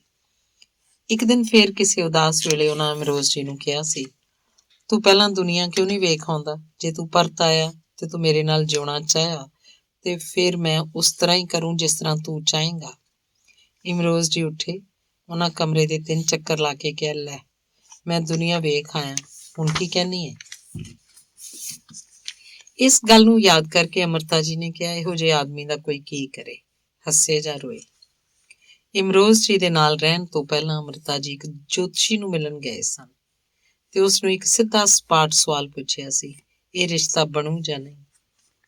ਜੋਤਸ਼ੀ ਨੇ ਕੁਝ ਲੀਕਾਂ ਵਾਹੀਆਂ, ਕੁਝ ਹਿਸਾਬ ਲਾਇਆ, ਬੋਲਿਆ, ਇਹ ਰਿਸ਼ਤਾ ਸਿਰਫ 2.5 ਘੰਟੇ ਦਾ ਹੈ। ਅਮਰਤਾ ਜੀ ਨੇ ਹਰ ਕੇ ਕਿਹਾ ਸੀ, ਨਹੀਂ ਇਸ ਤਰ੍ਹਾਂ ਨਹੀਂ ਹੋ ਸਕਦਾ। ਜੋਤਸ਼ੀ ਨੇ ਮੁੜ ਹਿਸਾਬ ਲਾਇਆ ਤੇ ਇਸ ਵਾਰ ਦੱਸਿਆ, ਜੇ 2.5 ਘੰਟੇ ਦਾ ਨਹੀਂ ਤਾਂ ਫਿਰ ਇਹ ਰਿਸ਼ਤਾ 2.5 ਦਿਨ ਜਾਂ 2.5 ਸਾਲ ਦਾ ਹੋ ਸਕਦਾ ਹੈ। ਜੇ 2.5 ਦਾ ਹੀ ਹਿਸਾਬ ਕਿਤਾਬ ਹੈ ਤਾਂ ਫਿਰ 2.5 ਜਨਮ ਦਾ ਕਿਉਂ ਨਹੀਂ ਹੋ ਸਕਦਾ? ਅਮਰਤਾ ਜੀ ਨੇ ਫੌਰੀ ਕਿਹਾ, ਮੇਰਾ ਅੱਧਾ ਜੀਵਨ ਮੁੱਕ ਗਿਆ ਤੇ 2 ਜਨਮ ਅਜੇ ਬਾਕੀ ਹਨ। ਇਹੋ ਜਿਹੀ ਸ਼ਿੱਦਤ, ਮਾਨਸਿਕ ਬਲ ਤੇ ਤਰਕ ਸ਼ਾਇਦ ਜੋਤਸ਼ੀ ਨੂੰ ਪਹਿਲੋਂ ਕਦੀ ਦਰਪੇਸ਼ ਨਹੀਂ ਸਨ ਆਏ। ਅਮਰਤਾ ਜੀ ਜੋਤਸ਼ੀ ਦੇ ਕਮਰੇ ਵਿੱਚੋਂ ਬੁਝੇ ਹੋਏ ਮਨ ਨਾਲ ਬਾਹਰ ਆਏ ਤੇ ਸੋਚਣ ਲੱਗ ਪਏ ਕਿ ਉਹ ਸ਼ਾਇਦ ਦੀਵਾਨਗੀ ਦੇ ਰਾਹ ਤੇ ਤੁਰ ਰਹੇ ਸਨ। ਹੁਣ ਉਹ ਈਡਨ ਗਾਰਡਨ ਲੰਘ ਕੇ ਕੰਡਿਆਲੀਆਂ ਝਾੜੀਆਂ 'ਚ ਦਾਖਲ ਹੋ ਰਹੇ ਸਨ। ਅਮਰਤਾ ਜੀ ਨੂੰ ਲੋਕਾਂ ਨੇ ਬਹੁਤ ਸਮਝਾਇਆ ਕਿ ਉਹ ਜਿਹਦੇ ਨਾਲ ਵੀ ਰਹਿਣਾ ਚਾਹੁਣ ਰਹਿਣ, ਪਰ ਦੁਨੀਆ ਨਾਲੋਂ ਨਾਤਾ ਨਾ ਤੋੜਨ। ਉਹਨਾਂ ਲੋਕਾਂ ਨੂੰ ਕੌਣ ਦੱਸਦਾ ਹੈ ਕਿ ਉਹਨਾਂ ਨੂੰ ਦੁਨੀਆ ਦੀ ਕੀ ਪਰਵਾਹ ਹੈ? ਉਹਨਾਂ ਦੁਨੀਆ ਨੂੰ ਨਹੀਂ, ਆਪਣੇ ਰਾਂਝੇ ਨੂੰ ਮਨਾਉਣਾ ਸੀ। ਮੈਂ ਸੋਚ ਰਹੀ ਸਾਂ ਕਿ ਅਮਰਤਾ ਜੀ ਨੂੰ ਅੱਜ ਵੀ ਜੋਤਸ਼ੀ ਨੇ ਨੂੰ ਕਹੀ ਹੋਈ ਆਪਣੀ ਗੱਲ ਯਾਦ ਹੋਊ ਕਿ ਰਿਸ਼ਤਾ 2.5 ਜਨਮ ਦਾ ਹੈ। ਕਿ ਇਹੋ ਆਤਮ ਬਲ ਹੁੰਦਾ ਹੈ ਜਿਹਦੇ ਨਾਲ ਰਿਸ਼ੀ ਮੁਨੀ ਕਾਇਨਾਤ ਨੂੰ ਵੀ ਆਪਣੇ ਸਾਹਮਣੇ ਝੁਕਾ ਲੈਂਦੇ ਸਨ, ਆਪਣੀ ਮਰਜ਼ੀ ਅਨੁਸਾਰ ਮੋੜ ਲੈਂਦੇ ਸਨ। ਨਿਸ਼ਚੇ ਉਹਨਾਂ ਦਾ ਰਿਸ਼ਤਾ 1 ਜਨਮ ਦਾ ਨਹੀਂ, ਉਹਨਾਂ ਦਾ ਸੰਬੰਧ ਕਈ ਜਨਮਾਂ ਦਾ ਹੈ। 20 ਸਾਲ ਤੱਕ ਇੱਕ ਘਰ ਅਮਰਤਾ ਜੀ ਨੂੰ ਲਗਾਤਾਰ ਸੁਪਨੇ 'ਚ ਵਿਖਾਈ ਦਿੰਦਾ ਰਿਹਾ। ਉਸ ਘਰ ਦੇ ਇੱਕ ਪਾਸੇ ਜੰਗਲ, ਦੂਜੇ ਪਾਸੇ ਦਰਿਆ ਸੀ ਤੇ ਖਿੜਕੀ ਕੋਲ ਇੱਕ ਆਦਮੀ ਪੇਂਟਿੰਗ ਕਰ ਰਿਹਾ ਹੁੰਦਾ ਸੀ। ਪੂਰੇ 20 ਸਾਲ ਇਸ ਤਰ੍ਹਾਂ ਹੁੰਦਾ ਰਿਹਾ। ਉਸ ਆਦਮੀ ਦਾ ਚਿਹਰਾ ਉਹਨਾਂ ਕਦੀ ਨਹੀਂ ਵੇਖਿਆ, ਵੇਖੀ ਸਿਰਫ ਉਹਦੀ ਪਿੱਠ ਜਾਂ ਪਾਸਾ, ਪਰ ਇਮਰੋਜ਼ ਨੂੰ ਵੇਖਦੇ ਹੀ ਉਹ ਪਛਾਣ ਗਏ ਸੀ ਤੇ ਉਹਨਾਂ ਨੂੰ ਮਿਲਣ ਤੋਂ ਬਾਅਦ ਉਹ ਸੁਪਨਾ ਕਦੀ ਨਹੀਂ ਆਇਆ। ਕੀ ਸੰਜੋਗ ਇਹੋ ਹੁੰਦਾ ਹੈ? ਅੰਗ 6ਵਾਂ। ਦੁਨੀਆ ਦੀ ਨਜ਼ਰ 'ਚ ਅਮਰਤਾ ਜੀ ਨੇ ਧਰਮ ਵਿਰੋਧੀ ਕੰਮ ਕੀਤਾ ਹੈ। ਉਹਨਾਂ ਆਪਣੀਆਂ ਕਵਿਤਾਵਾਂ 'ਚ ਇਸ ਗੱਲ ਦਾ ਪ੍ਰਗਟਾਵਾ ਕੀਤਾ ਹੈ ਤੇ ਉਹਨਾਂ ਕਵਿਤਾਵਾਂ ਨੂੰ ਜੀਵਿਆ ਵੀ ਹੈ। ਅੱਜ ਅਸੀਂ ਇੱਕ ਦੁਨੀਆ ਵੇਚੀ ਤੇ ਇੱਕ ਦੀਨ ਵਿਹਾਜ ਲਿਆਈ, ਗੱਲ ਕੁਫਰ ਦੀ ਕੀਤੀ। ਸੁਪਨੇ ਦਾ ਇੱਕ ਥਾਨ ਉਨਾਇਆ, ਗਜ਼ਗੂ ਕੱਪੜਾ ਪਾੜ ਲਿਆ ਤੇ ਉਮਰ ਦੀ ਚੋਲੀ ਸੀਤੀ। ਆਮ ਲੋਕਾਂ ਦੀ ਨਜ਼ਰ 'ਚ ਉਹਨਾਂ ਸਿਰਫ ਧਰਮ ਵਿਰੋਧੀ ਕੰਮ ਹੀ ਨਹੀਂ ਕੀਤਾ, ਸਗੋਂ ਉਸ ਤੋਂ ਵੀ ਵੱਡਾ ਅਪਰਾਧ ਕੀਤਾ ਹੈ। ਇੱਕ ਸ਼ਾਦੀशुदा ਔਰਤ ਹੋ ਕੇ ਸਮਾਜ ਦੀ ਸਹਿਮਤੀ ਤੋਂ ਬਿਨਾਂ ਹੀ ਕਿਸੇ ਦੂਸਰੇ ਮਰਦ ਦੇ ਨਾਲ ਰਹੇ, ਜਿਹਨੂੰ ਉਹ ਪਿਆਰ ਕਰਦੇ ਸਨ ਤੇ ਜੋ ਉਹਨਾਂ ਨੂੰ ਪਿਆਰ ਕਰਦਾ ਸੀ। ਅਮਰਤਾ ਤੇ ਇਮਰੋਜ਼ ਦੋਵੇਂ ਮੰਨਦੇ ਹਨ ਕਿ ਉਹਨਾਂ ਨੂੰ ਕਦੀ ਵੀ ਕਿਸੇ ਸਮਾਜ ਦੀ ਸਹਿਮਤੀ ਦੀ ਲੋੜ ਨਹੀਂ ਸੀ। ਇੱਕ ਵਾਰ ਮੈਂ ਇਮਰੋਜ਼ ਨੂੰ ਸਾਫ਼-ਸਾਫ਼ ਪੁੱਛ ਲਿਆ ਤਾਂ ਉਹ ਬੋਲੇ, ਉਹ ਜੋੜੇ ਜਿਨ੍ਹਾਂ ਨੂੰ ਆਪਣੇ ਪਿਆਰ ਉੱਤੇ ਭਰੋਸਾ ਨਹੀਂ ਹੁੰਦਾ, ਉਹਨਾਂ ਨੂੰ ਹੀ ਸਮਾਜ ਦੀ ਤਸਦੀਕ ਦੀ ਲੋੜ ਹੁੰਦੀ ਹੈ। ਅਸੀਂ ਦੋਵੇਂ ਆਪਣਾ ਮਨ ਜਾਣਦੇ ਹਾਂ, ਫਿਰ ਸਮਾਜ ਦੀ ਕੀ ਲੋੜ ਹੈ? ਸਾਡੇ ਮਾਮਲੇ 'ਚ ਸਮਾਜ ਦੀ ਕੋਈ ਭੂਮਿਕਾ ਨਹੀਂ ਹੈ। ਅਸੀਂ ਸਮਾਜ ਦੇ ਸਾਹਮਣੇ ਜਾ ਕੇ ਕਿਉਂ ਕਹਿੰਦੇ ਰਹੀਏ ਕਿ ਅਸੀਂ ਇੱਕ ਦੂਸਰੇ ਨੂੰ ਮੰਨਦੇ ਹਾਂ, ਅਸੀਂ ਇੱਕ ਦੂਜੇ ਨੂੰ ਪਿਆਰ ਕਰਦੇ ਹਾਂ? ਉਹ ਆਪਣੇ ਰੌਂ 'ਚ ਕਹਿ ਰਹੇ ਸਨ, ਅਸੀਂ ਇੱਕ ਦੂਸਰੇ ਨੂੰ ਮੰਨਦੇ ਹਾਂ, ਪਿਆਰ ਕਰਦੇ ਹਾਂ ਜਾਂ ਨਹੀਂ ਕਰਦੇ। ਇਹਨਾਂ ਦੋਹਾਂ ਹਾਲਤਾਂ ਵਿੱਚ ਹੀ ਸਮਾਜ ਸਾਡੀ ਸਹਾਇਤਾ ਨਹੀਂ ਕਰ ਸਕਦਾ। ਅਸੀਂ ਚਾਹੁੰਦੇ ਹਾਂ ਅਸੀਂ ਜੋ ਫੈਸਲਾ ਕੀਤਾ ਹੈ ਸਮਾਜ ਉਹਨੂੰ ਮੰਨੇ, ਆਪਣੀ ਮੋਹਰ ਲਾ ਦੇਵੇ, ਕਿਉਂਕਿ ਸਾਨੂੰ ਆਪਣੇ ਫੈਸਲੇ ਉੱਤੇ ਵਿਸ਼ਵਾਸ ਨਹੀਂ, ਜਾਂ ਫਿਰ ਅਸੀਂ ਆਪ ਹੀ ਸਮਾਜ ਤੋਂ ਹੀ ਫੈਸਲੇ ਦੀ ਉਮੀਦ ਕਰਦੇ ਹਾਂ, ਕਿਉਂਕਿ ਸਾਨੂੰ ਖੁਦ ਉੱਤੇ ਯਕੀਨ ਨਹੀਂ ਤੇ ਨਾ ਹੀ ਅਸੀਂ ਆਪਣੇ ਕੰਮਾਂ ਦੀ ਜ਼ਿੰਮੇਵਾਰੀ ਚੁੱਕਣਾ ਚਾਹੁੰਦੇ ਹਾਂ। ਜੇ ਅਸੀਂ ਖੁਦ ਫੈਸਲਾ ਲੈਂਦੇ ਹਾਂ ਤਾਂ ਕਿਸੇ ਦੂਸਰੇ ਨੂੰ ਆਪਣੇ ਭਲੇ ਬੁਰੇ ਦਾ ਜ਼ਿੰਮੇਵਾਰ ਨਹੀਂ ਠਹਿਰਾ ਸਕਦੇ। ਇਸ ਲਈ ਅਸੀਂ ਆਪਣਾ ਬਚਾਅ ਕਰਨਾ ਚਾਹੁੰਦੇ ਹਾਂ ਤੇ ਖੁਦ ਨੂੰ ਆਜ਼ਾਦ ਰੱਖਣਾ ਚਾਹੁੰਦੇ ਹਾਂ। ਅਸੀਂ ਸਮਾਜ ਵਿੱਚੋਂ ਇੱਕ ਸਹੂਲਤ ਢੂੰਡਦੇ ਹਾਂ, ਪਰ ਮੈਨੂੰ ਤੇ ਅਮਰਤਾ ਨੂੰ ਕਿਸੇ ਇਹੋ ਜਿਹੀ ਸਹੂਲਤ ਦੀ ਲੋੜ ਨਹੀਂ ਸੀ। ਇਮਰੋਜ਼ ਜੀ ਦੀ ਗੱਲ ਕੱਟਦਿਆਂ ਹੋਇਆਂ ਮੈਂ ਅਮਰਤਾ ਜੀ ਨੂੰ ਪੁੱਛਿਆ ਕਿ ਤੁਸੀਂ ਨਹੀਂ ਮੰਨਦੇ ਕਿ ਤੁਸੀਂ ਸਮਾਜ ਦਾ ਇੱਕ ਨਿਯਮ ਤੋੜਿਆ ਤੇ ਦੂਸਰਿਆਂ ਲਈ ਇੱਕ ਗਲਤ ਮਿਸਾਲ ਪੇਸ਼ ਕੀਤੀ ਹੈ? ਉਹ ਕੁਝ ਚਿਰ ਚੁੱਪ ਰਹੇ ਤੇ ਫਿਰ ਜਿਵੇਂ ਆਪਣੇ ਆਪ ਨਾਲ ਗੱਲ ਕੀਤੀ, ਨਹੀਂ, ਅਸੀਂ ਦੋਹਾਂ ਨੇ ਪਿਆਰ ਦੇ ਬੰਧਨ ਨੂੰ ਹੋਰ ਮਜ਼ਬੂਤ ਕੀਤਾ ਹੈ। ਜਦੋਂ ਵਿਆਹ ਦਾ ਆਧਾਰ ਹੀ ਪ੍ਰੇਮ ਹੈ ਤਾਂ ਅਸੀਂ ਕਿਹੜਾ ਸਮਾਜਿਕ ਨਿਯਮ ਜਾਂ ਬੰਧਨ ਤੋੜਿਆ? ਅਸੀਂ ਤਨ, ਮਨ, ਕਰਨੀ ਤੇ ਕਥਨੀ ਨਾਲ ਸਾਥ ਨਿਭਾਇਆ, ਜੋ ਸ਼ਾਇਦ ਬਹੁਤ ਸਾਰੇ ਦੂਜੇ ਜੋੜਿਆਂ ਕੋਲੋਂ ਨਾ ਨਿਭਦਾ। ਅਸੀਂ ਹਰ ਮੁਸ਼ਕਿਲ ਦਾ ਇਕੱਠਿਆਂ ਸਾਹਮਣਾ ਕੀਤਾ ਹੈ ਤੇ ਪੂਰੀ ਸੱਚਾਈ ਨਾਲ ਇਸ ਰਿਸ਼ਤੇ ਨੂੰ ਜੀਵਿਆ। ਉਹ ਬਿਨਾਂ ਝਿਜਕ ਤੇ ਨਾਜ਼ ਨਾਲ ਕਹਿ ਰਹੇ ਸਨ, ਸੱਚ ਤਾਂ ਇਹ ਹੈ ਕਿ ਅਸੀਂ ਸਮਾਜ ਦੇ ਸਾਹਮਣੇ ਬਹੁਤ ਹੀ ਤਗੜੀ ਤੇ ਪ੍ਰਭਾਵੀ ਮਿਸਾਲ ਪੇਸ਼ ਕੀਤੀ ਹੈ। ਅਸੀਂ ਦਰਅਸਲ ਸਮਾਜ ਨੂੰ ਹੋਰ ਮਜ਼ਬੂਤ ਬਣਾਇਆ ਤੇ ਫਿਰ ਅਸੀਂ ਕਿਉਂ ਸ਼ਰਮਿੰਦੇ ਹੋਈਏ? ਸ਼ਰਮਸਾਰ ਤਾਂ ਉਹ ਹੋਣ ਜਿਨ੍ਹਾਂ ਨੇ ਸਾਨੂੰ ਗਲਤ ਸਮਝਿਆ। ਇਹ ਸੱਚ ਹੈ ਕਿ ਅਮਰਤਾ ਜੀ ਨੂੰ ਲੇਖਿਕਾ ਦੇ ਰੂਪ 'ਚ ਵਿਰੋਧ ਦਾ ਸਾਹਮਣਾ ਕਰਨਾ ਪਿਆ। ਉਹਨਾਂ ਦਾ ਸਪਸ਼ਟ, ਸਰਲ, ਨਿਰਛਲ ਤੇ ਬੇਬਾਕ ਲਿਖਣ ਕਾਰਨ ਬਹੁਤ ਵਿਰੋਧ ਹੋਇਆ, ਪਰ ਅਮਰਤਾ ਜੀ ਨੇ ਵਿਰੋਧੀਆਂ ਤੇ ਨਿੰਦਕਾਂ ਦੀ ਕਦੀ ਪਰਵਾਹ ਨਹੀਂ ਕੀਤੀ। ਉਹਨਾਂ ਨੇ ਆਪਣੇ ਪਤੀ ਤੋਂ ਅਲੱਗ ਹੋਣ ਤੋਂ ਪਹਿਲਾਂ ਪਤੀ ਨੂੰ ਸੱਚਾਈ ਦਾ ਸਾਹਮਣਾ ਕਰਨ ਤੇ ਇਹ ਮੰਨਣ ਲਈ ਪ੍ਰੇਰਿਤ ਕੀਤਾ ਕਿ ਸਮਾਜ ਦੇ ਤਿਰਸਕਾਰ ਤੇ ਨਿੰਦਿਆ ਦੀ ਪਰਵਾਹ ਕੀਤੇ ਬਿਨਾਂ ਉਹਨਾਂ ਨੂੰ ਆਪਣੇ ਰਾਹ ਅੱਡ ਕਰ ਲੈਣੇ ਚਾਹੀਦੇ ਹਨ। ਉਹਨਾਂ ਦਾ ਇਹ ਮੰਨਣਾ ਹੈ ਕਿ ਸੱਚਾਈ ਦਾ ਸਾਹਮਣਾ ਕਰਨ ਲਈ ਮਨੁੱਖ ਨੂੰ ਸਾਹਸ ਤੇ ਮਾਨਸਿਕ ਬਲ ਦੀ ਲੋੜ ਹੁੰਦੀ ਹੈ।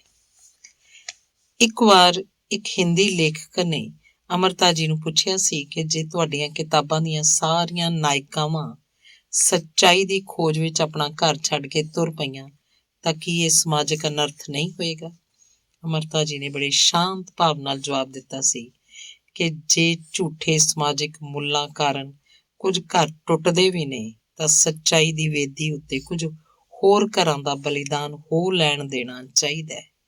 ਮੈਨੂੰ ਅਮਰਤਾ ਜੀ ਦੇ ਜੀਵਨ ਤੇ ਬਹੁਪੱਖੀ ਸ਼ਖਸੀਅਤ ਦੇ ਤਲਿਸਮ ਦਾ ਅਹਿਸਾਸ ਹੋਣ ਲੱਗ ਪਿਆ ਸੀ।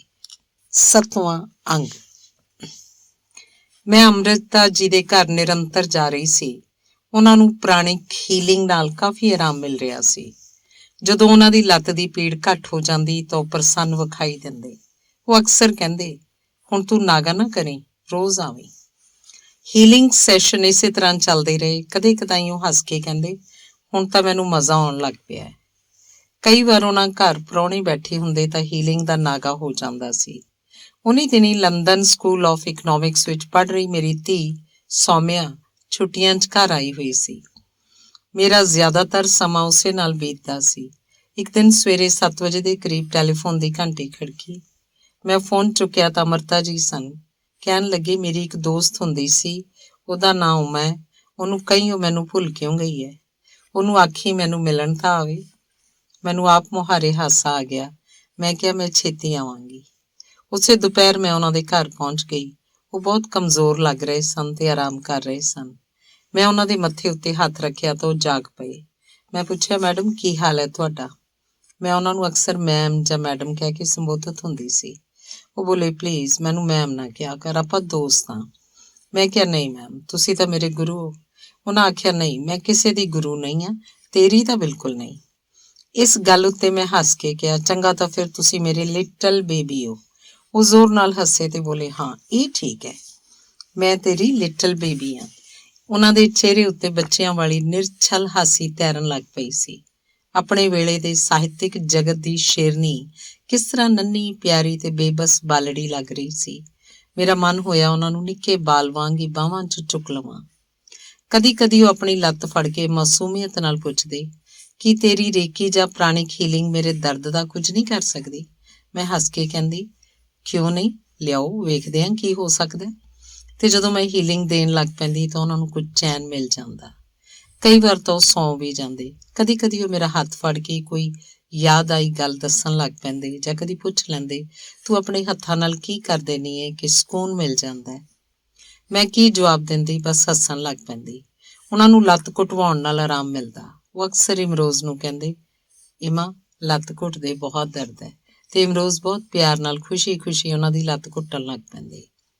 ਉਹ ਪਿਆਰ ਨਾਲ ਇਮਰੋਜ਼ ਨੂੰ ਈਮਾ ਕਹਿੰਦੇ ਸਨ। ਇੱਕ ਦਿਨ ਉਹਨਾਂ ਆਪਣੇ ਆਪ ਨੂੰ ਹੀ ਸਵਾਲ ਕੀਤਾ ਸੀ, ਜਦੋਂ ਅਸੀਂ ਮਰਨਾ ਹੀ ਹੈ ਤਾਂ ਇੰਨਾ ਦਰਦ ਕਿਉਂ ਸਹਿਣਾ ਪੈਂਦਾ ਹੈ? ਉਹ ਪੁੱਛ ਰਹੇ ਸਨ, ਸਾਨੂੰ ਲਗਾਤਾਰ ਹੀ ਦਰਦ ਕਿਉਂ ਸਹਿਣਾ ਪੈਂਦਾ ਹੈ? ਦਰਦ ਦੇ ਕਾਰਨ ਮਰਨ ਨਾਲੋਂ ਤਾਂ ਇਹੋ ਚੰਗਾ ਹੈ ਕਿ ਅਸੀਂ ਬਿਨਾਂ ਕਾਰਨ ਤੋਂ ਹੀ ਮਰ ਜਾਈਏ। ਅਸੀਂ ਇਸ ਤਰ੍ਹਾਂ ਹੀ ਕਿਉਂ ਨਹੀਂ ਮਰ ਜਾਂਦੇ? ਮੈਂ ਸਹਿਜਤਾ ਨਾਲ ਇੱਕ ਰਟਿਆ ਰਟਾਇਆ ਜਵਾਬ ਦੇ ਦਿੱਤਾ, ਦਰਦ ਸਾਨੂੰ ਸ਼ੁੱਧ ਕਰਦਾ ਹੈ। ਉਹ ਹੌਲੀ ਜਿਹੀ ਮੁਸਕਰਾਏ ਤੇ ਬੋਲੇ, ਦਰਦ ਨਾਲ ਅਸੀਂ ਬੜੇ ਲਾਚਾਰ ਹੋ ਜਾਂਦੇ ਹਾਂ, ਦੂਸਰਿਆਂ ਉੱਤੇ ਨਿਰਭਰ ਹੋ ਜਾਂਦੇ ਹਾਂ, ਸਾਡਾ ਆਪਣਾ ਕੁਝ ਨਹੀਂ ਰਹਿ ਜਾਂਦਾ।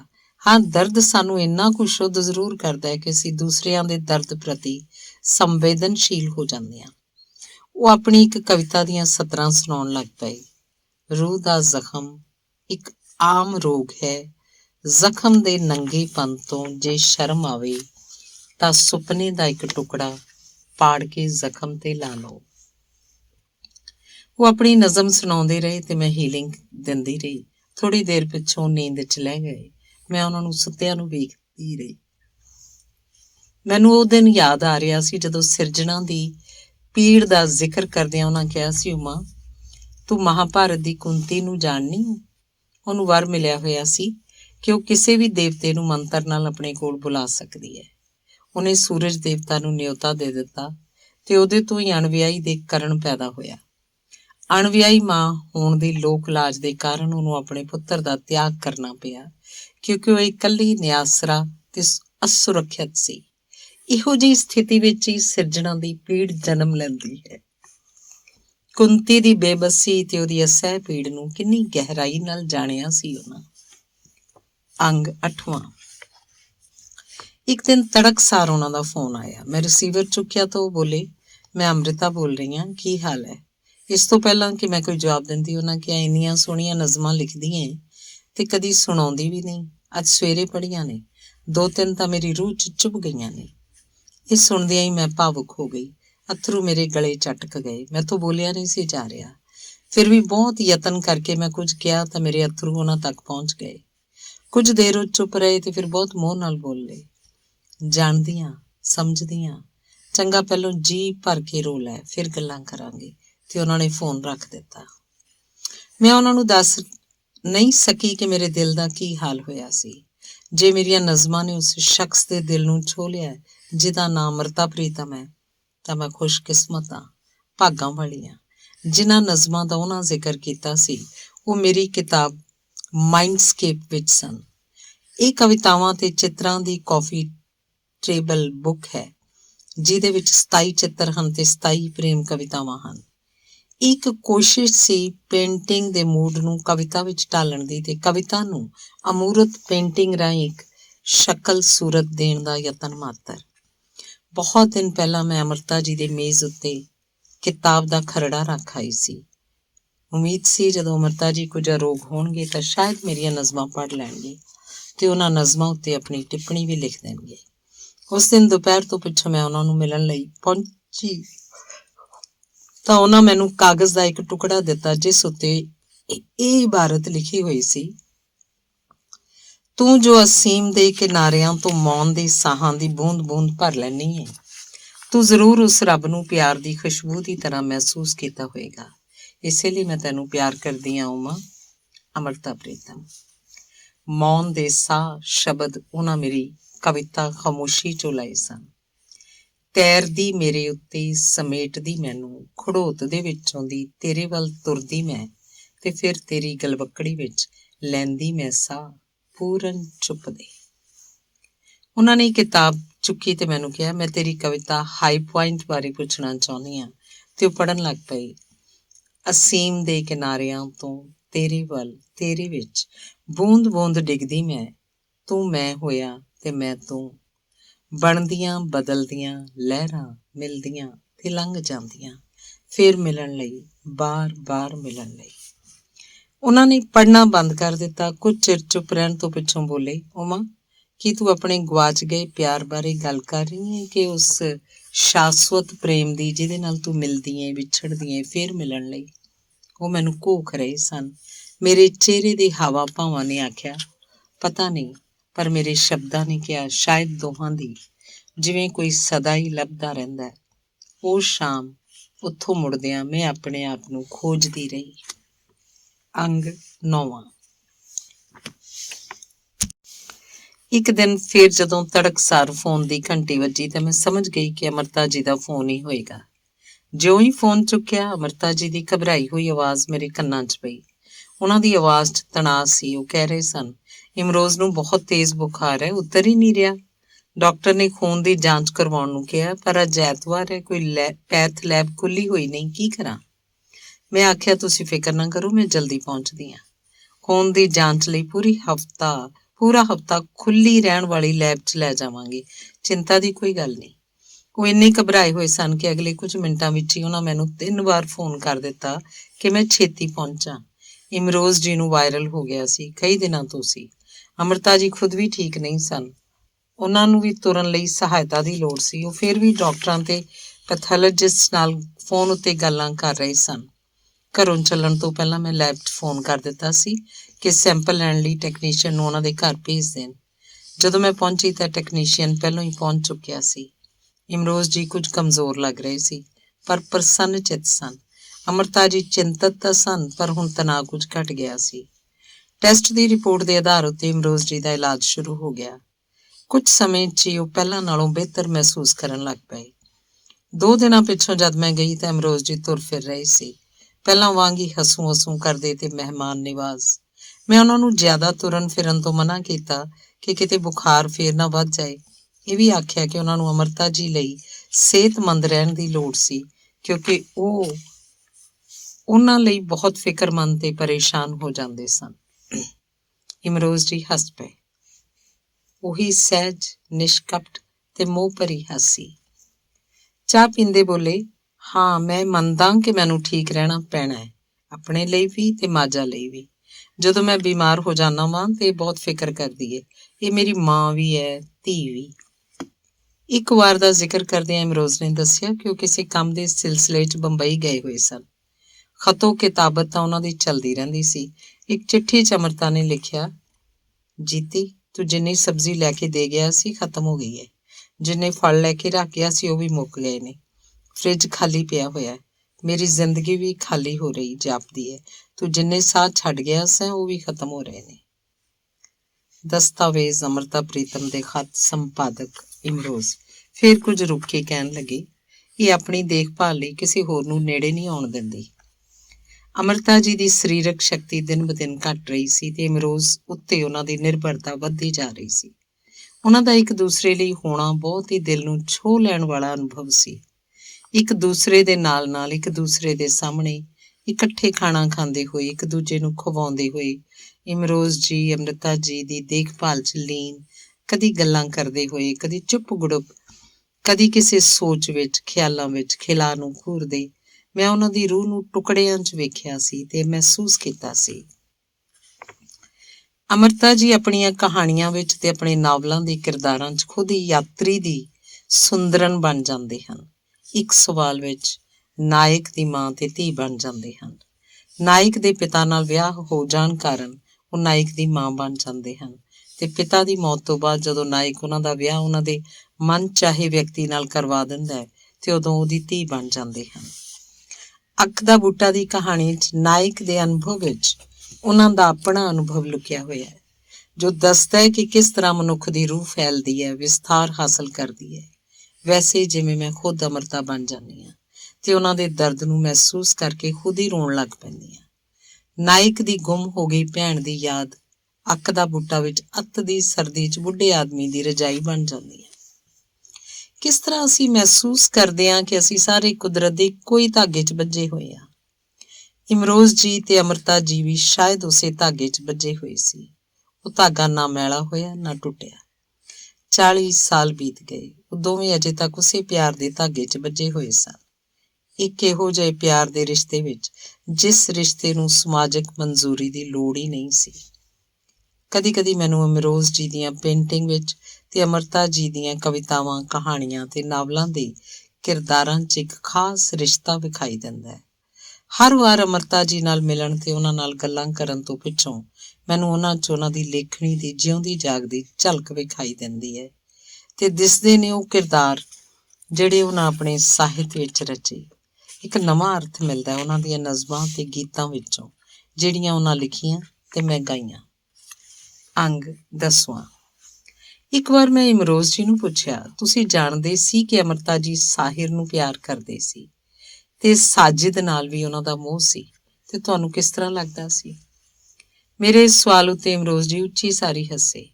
ਮੈਂ ਤੈਨੂੰ ਇੱਕ ਗੱਲ ਦੱਸਦਾ ਵਾਂ। ਇੱਕ ਵਾਰ ਅੰਮ੍ਰਿਤਾ ਨੇ ਮੈਨੂੰ ਕਿਹਾ ਕਿ ਜੇ ਉਹ ਸਾਹਿਰ ਨੂੰ ਹਾਸਲ ਕਰ ਲੈਂਦੀ ਤਾਂ ਮੈਂ ਉਹਨੂੰ ਨਹੀਂ ਸੀ ਮਿਲਣਾ। ਪਤਾ ਮੈਂ ਕੀ ਕਿਹਾ? ਮੈਂ ਕਿਹਾ ਤੂੰ ਮੈਨੂੰ ਤਾਂ ਜ਼ਰੂਰ ਹੀ ਮਿਲਦੀ, ਭਾਵੇਂ ਤੈਨੂੰ ਸਾਹਿਰ ਦੇ ਘਰ ਵਿੱਚੋਂ ਕੱਢ ਹੀ ਲਿਆਉਣਾ ਪੈਂਦਾ। ਜਦ ਅਸੀਂ ਕਿਸੇ ਨੂੰ ਪਿਆਰ ਕਰਦੇ ਹਾਂ ਤਾਂ ਰਾਹ ਦੀਆਂ ਔਕੜਾਂ ਦਾ ਹਿਸਾਬ ਨਹੀਂ ਲਾਉਂਦੇ।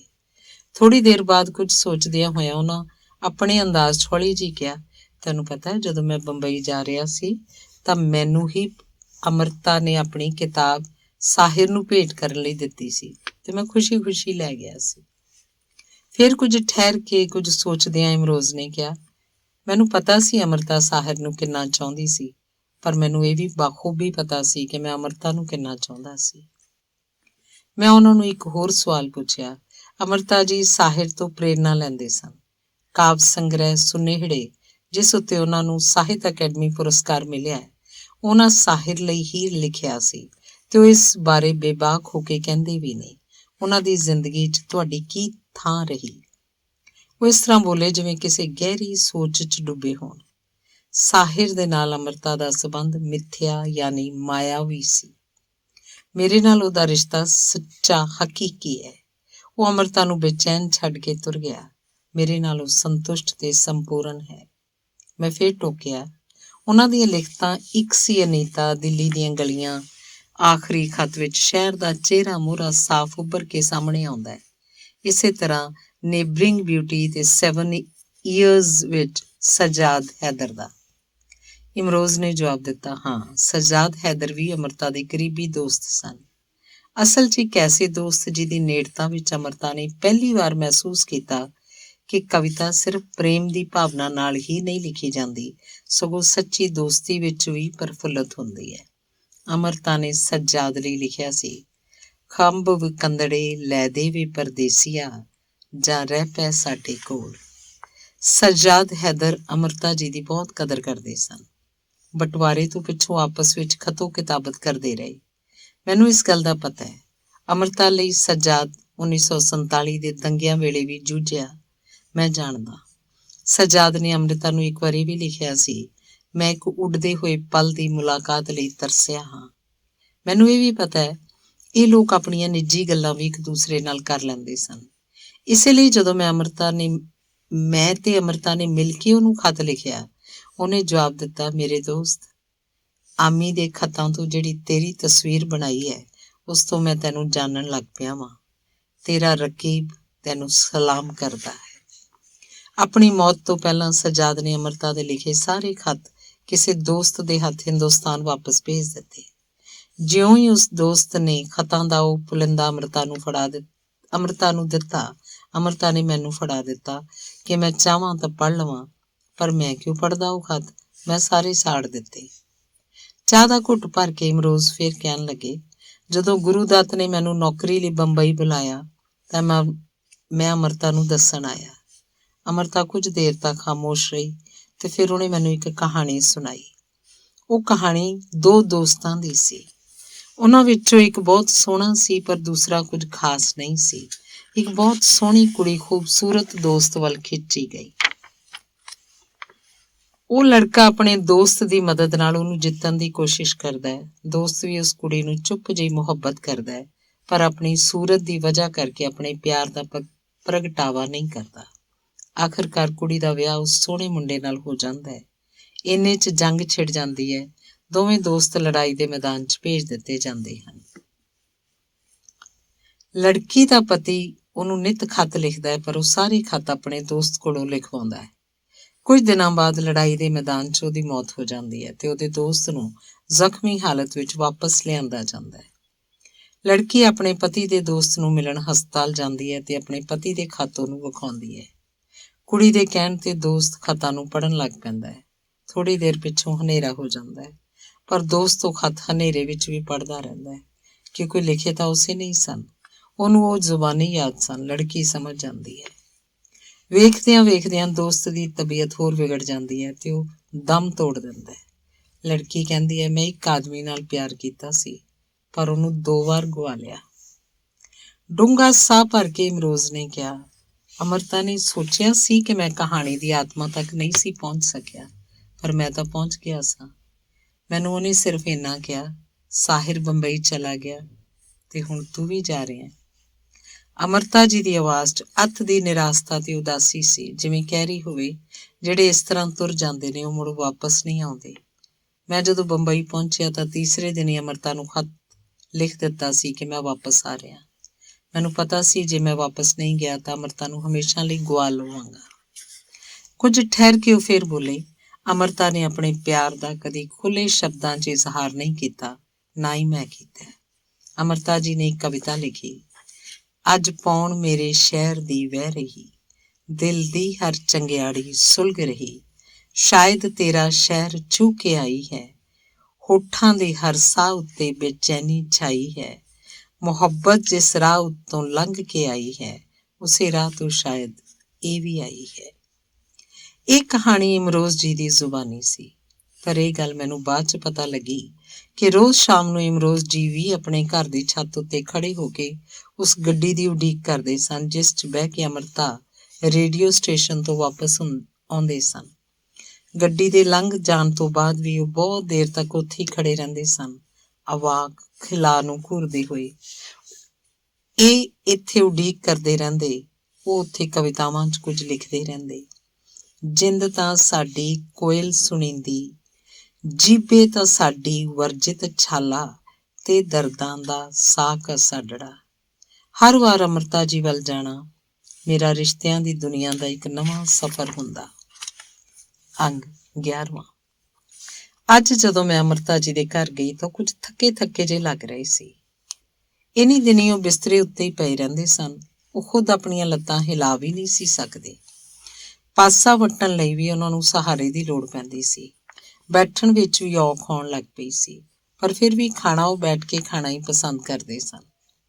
ਉਹਨਾਂ ਦੀ ਚਾਹ ਦਾ ਵੇਲਾ ਹੋ ਗਿਆ ਸੀ ਤੇ ਉਹਨਾਂ ਦੀ ਨੂੰਹ ਚਾਹ ਲੈ ਆਈ। ਉਹ ਚਾਹ ਇੱਕ ਕਟੋਰੇ 'ਚ ਪੀਣ ਲੱਗ ਪਏ ਸਨ, ਆਪਣੇ ਮਨਪਸੰਦ ਨਾਈਸ ਬਿਸਕਿਟ ਦੇ ਨਾਲ। ਫੁੱਲਾਂ ਵਾਲੇ ਜਿਸ ਲਾਲ ਕਟੋਰੇ 'ਚੋਂ ਚਾਹ ਪੀ ਰਹੇ ਸਨ, ਮੈਂ ਉਹਦੀ ਤਾਰੀਫ ਕਰ ਰਹੀ ਸਾਂ। ਉਹਨਾਂ ਦੱਸਿਆ ਕਿ ਕਟੋਰਾ ਉਹਨਾਂ ਰੋਮਾਨੀਆ ਤੋਂ ਲਿਆਂਦਾ ਸੀ। ਕਦੀ ਕਦੀ ਉਹਨਾਂ ਦੀ ਨਜ਼ਰ ਖਿੜਕੀ ਤੋਂ ਝਾਕਦੇ ਗੜਹਲ ਦੇ ਫੁੱਲ ਉੱਤੇ ਟਿਕ ਜਾਂਦੀ। ਉਹ ਦੇਰ ਤੱਕ ਉਹਨੂੰ ਵੇਖਦੇ। ਜਦੋਂ ਉਹਨਾਂ ਚਾਹ ਪੀ ਲਈ ਤਾਂ ਮੈਂ ਉਹਨਾਂ ਦੀ ਹਥੇਲੀ ਨੂੰ ਆਪਣੇ ਹੱਥ 'ਚ ਲੈ ਕੇ ਪਲੋਸਿਆ ਤੇ ਉਹਨਾਂ ਦੇ ਪਤਲੇ ਗਹਿਰੇ ਸਰੀਰ ਨੂੰ, ਜੋ ਇੱਕਦਮ ਸੁੰਗੜ ਗਿਆ ਸੀ, ਸਿੱਧਾ ਕਰ ਦਿੱਤਾ। ਉਹ ਫੁੱਲ ਵੱਲ ਦੇਖਦੇ ਹੋਏ ਬੋਲੇ, ਤੇਰੀ ਉਹ ਪੱਤਿਆਂ ਵਾਲੀ ਨਜ਼ਮ ਯਾਦ ਆ ਗਈ ਜਿਹੜੀ ਆਸ਼ੀਆ ਸੁਲਤਾਨ ਨੇ ਗਾਈ ਹੈ, ਜ਼ਰਾ ਉਹ ਸੁਣਾ ਤਾਂ। ਮੈਂ ਗੁਣਗੁਣਾ ਕੇ ਆਪਣੀ ਨਜ਼ਮ ਗਾਉਣ ਲੱਗ ਪਈ। ਪੱਤੇ ਮੇਰੇ ਘਰ ਆਏ, ਚਾਂਦਨੀ ਮੇਂ ਧੁਲੇ ਗੀਤ ਬੁਨਤੇ, ਝਨਝਨਾਤੇ ਪੱਤੇ ਮੇਰੇ ਘਰ ਆਏ। ਮੇਰੇ ਗਾਉਣ ਦੇ ਵਿਚਕਾਰੋਂ ਹੀ ਉਹਨਾਂ ਮੇਰਾ ਹੱਥ ਫੜ ਲਿਆ। ਪਹਿਲਾ ਅੰਤਰਾ ਪੂਰਾ ਹੋਣ ਤੱਕ ਉਹ ਚੁੱਪ ਰਹੇ।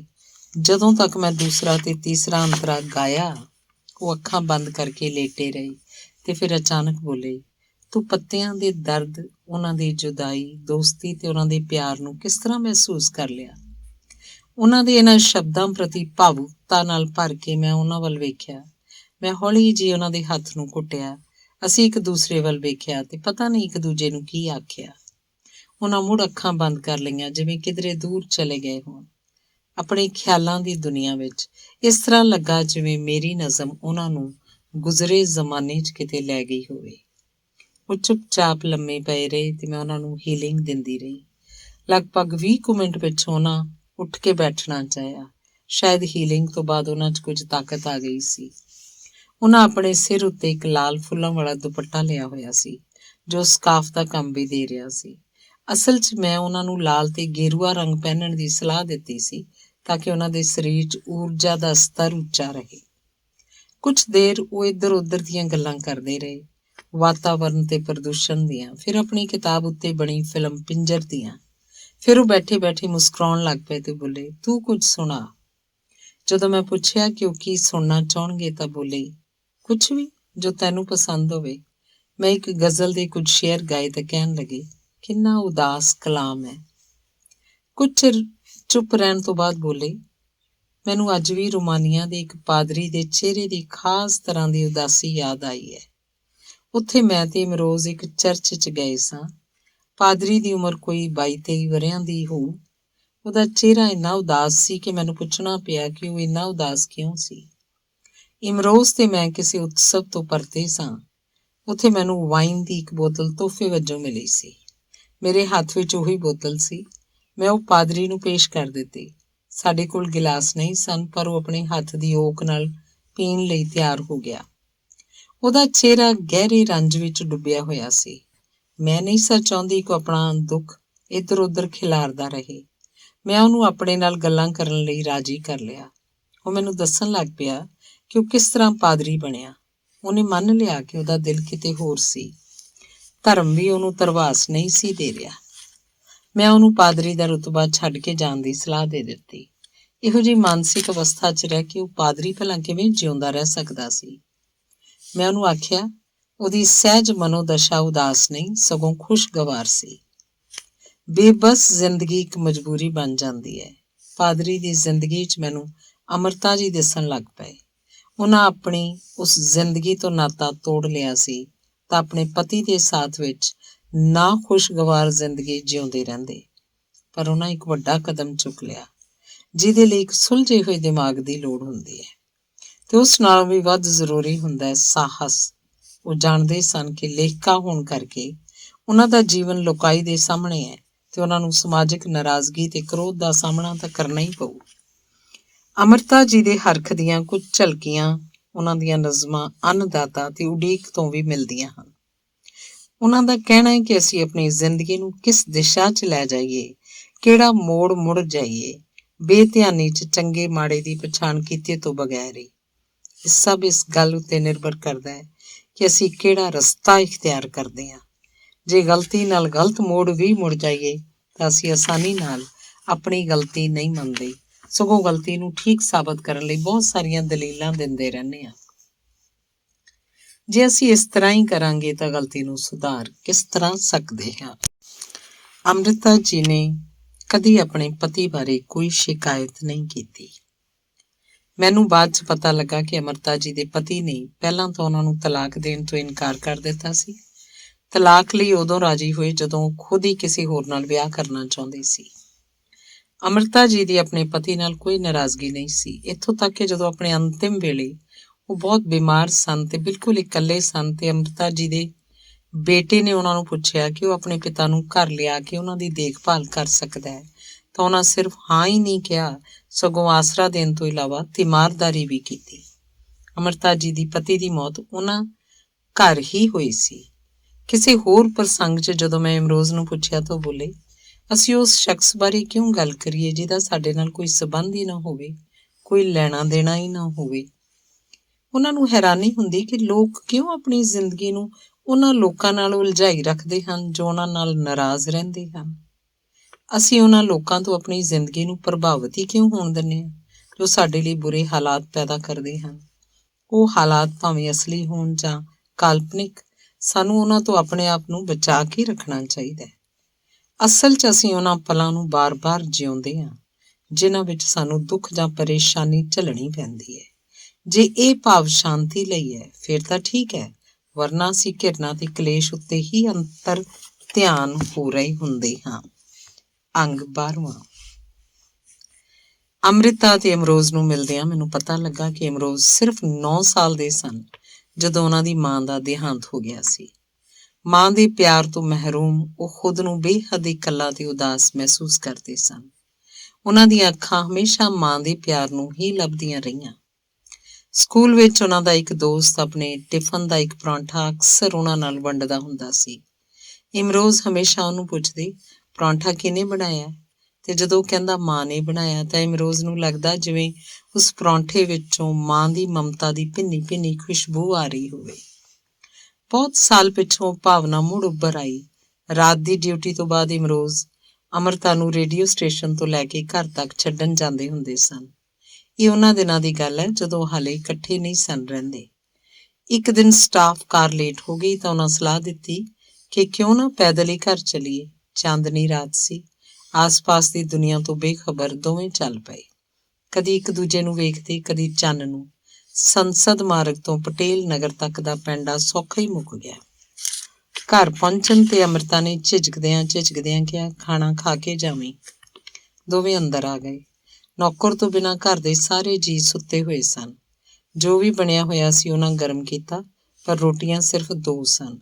ਦੋਹਾਂ ਨੇ ਅੱਡ-ਅੱਡ ਪਲੇਟਾਂ 'ਚ ਇੱਕ ਰੋਟੀ ਰੱਖ ਲਈ। ਰੋਟੀ ਖਾਂਦਿਆਂ ਅੰਮ੍ਰਿਤਾ ਨੇ ਅੱਖ ਬਚਾ ਕੇ ਆਪਣੀ ਰੋਟੀ ਵਿੱਚੋਂ ਅੱਧੀ ਤੋੜ ਕੇ ਉਹਨਾਂ ਦੀ ਪਲੇਟ 'ਚ ਰੱਖ ਦਿੱਤੀ। ਇਮਰੋਜ਼ ਉਸ ਘਟਨਾ ਨੂੰ ਯਾਦ ਕਰਦਿਆਂ ਆਨੰਦਿਤ ਹੋ ਜਾਂਦੇ ਹਨ ਤੇ ਕਹਿੰਦੇ ਹਨ, ਰੋਟੀ ਤਾਂ ਅੱਧੀ ਸੀ, ਪਰ ਚੰਨ ਤਾਂ ਪੂਰਾ ਸੀ।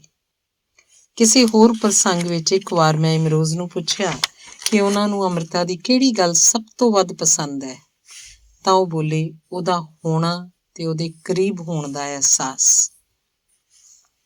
ਕੁਝ ਚਿਰ ਰੁਕ ਕੇ ਫਿਰ ਬੋਲੇ, ਜਦੋਂ ਮੈਂ ਸ਼ਮਾ ਰਸਾਲੇ 'ਚ ਕੰਮ ਕਰਦਾ ਸਾਂ ਤਾਂ ਅੰਮ੍ਰਿਤਾ ਕਦੀ-ਕਦੀ ਮੇਰੇ ਦਫ਼ਤਰ ਆ ਜਾਂਦੀ ਸੀ ਤੇ ਮੇਰੇ ਕਮਰੇ ਦੀਆਂ ਕੰਧਾਂ ਉੱਤੇ ਸਜੀਆਂ ਜਾਂ ਮੈਗਜ਼ੀਨ ਵਿੱਚ ਛਪੀਆਂ ਮੇਰੀਆਂ ਬਣਾਈਆਂ ਹੋਈਆਂ ਤਸਵੀਰਾਂ ਨੂੰ ਧਿਆਨ ਨਾਲ ਵੇਖਦੀ ਸੀ।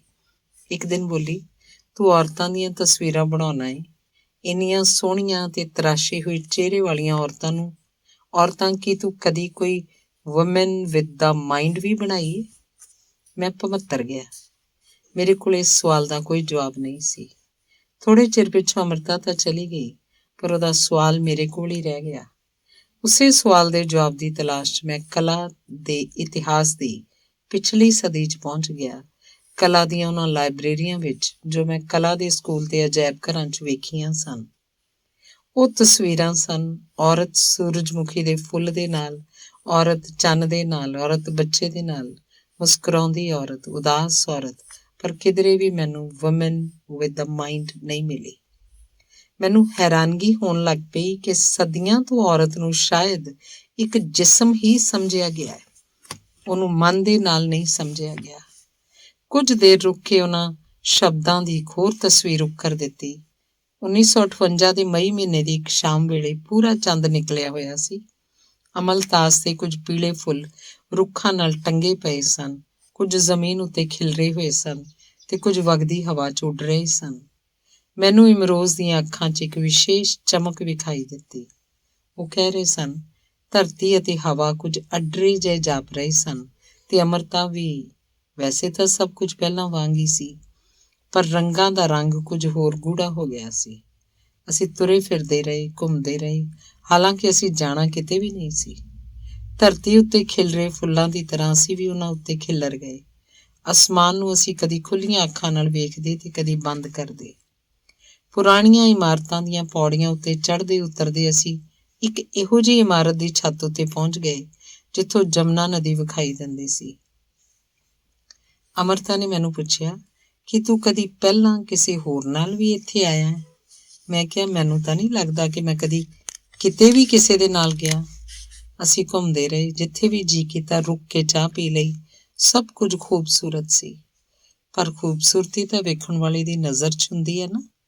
3 ਦਿਨ ਬਾਅਦ ਇਮਰੋਜ਼ ਬੰਬਈ ਚਲੇ ਗਏ ਗੁਰੂ ਦੱਤ ਦੇ ਨਾਲ ਕੰਮ ਕਰਨ ਲਈ, ਪਰ ਛੇਤੀ ਪਰਤ ਆਏ। ਇਹ ਪਰਤਣਾ ਆਪਣੇ ਕੋਲ ਪਰਤ ਆਉਣ ਵਾਂਗ ਸੀ। ਅੰਮ੍ਰਿਤਾ ਹੈਰਾਨ ਵੀ ਸੀ ਤੇ ਖੁਸ਼ ਵੀ। ਉਹਨਾਂ ਇਮਰੋਜ਼ ਵੱਲ ਵੇਖਿਆ ਤੇ ਵੇਖਦੇ ਰਹੇ, ਪਰ ਇੱਕ ਲਫ਼ਜ਼ ਵੀ ਨਹੀਂ ਬੋਲਿਆ।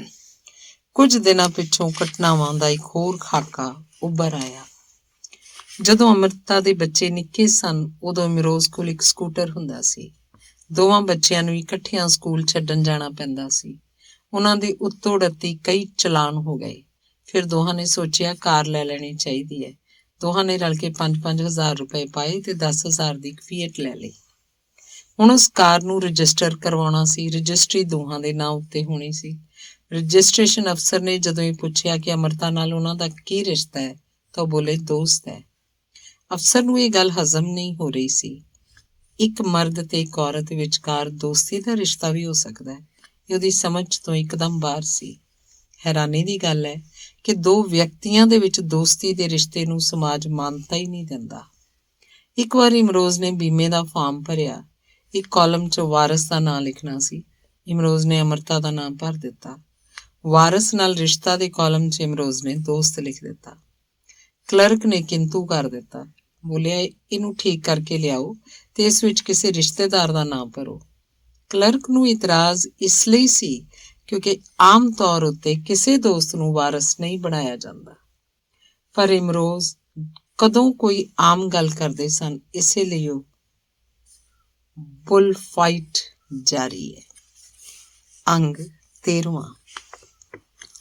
ਇਮਰੋਜ਼ ਅੰਮ੍ਰਿਤਾ ਨੂੰ ਕਈ ਨਾਵਾਂ ਨਾਲ ਬੁਲਾਉਂਦੇ ਸਨ। ਉਹਨਾਂ ਚੋਂ ਇੱਕ ਹੈ ਬਰਕਤੇ।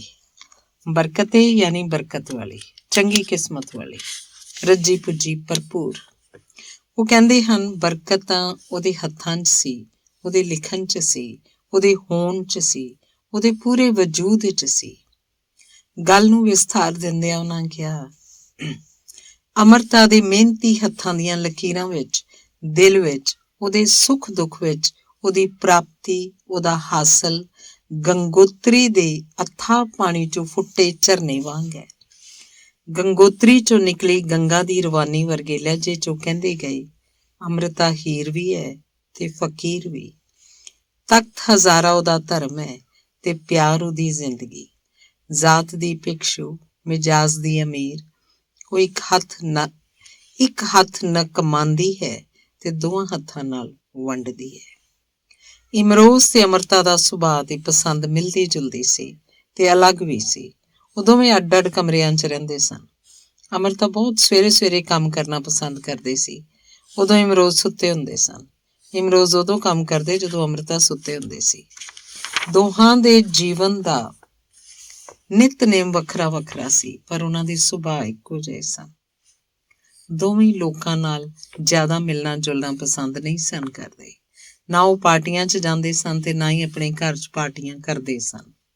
ਦੋਵੇਂ ਖੁਦ ਨਾਲ ਹੀ ਵਕਤ ਬਿਤਾਉਣਾ ਪਸੰਦ ਕਰਦੇ ਸਨ, ਵੱਖਰੇ ਵੱਖਰੇ, ਇਕੱਲੇ ਆਪਣੇ ਨਾਲ। ਅੰਮ੍ਰਿਤਾ ਆਪਣੇ ਲੇਖਕ ਵਿੱਚ ਤੇ ਇਮਰੋਜ਼ ਆਪਣੇ ਚਿੱਤਰਾਂ ਵਿੱਚ।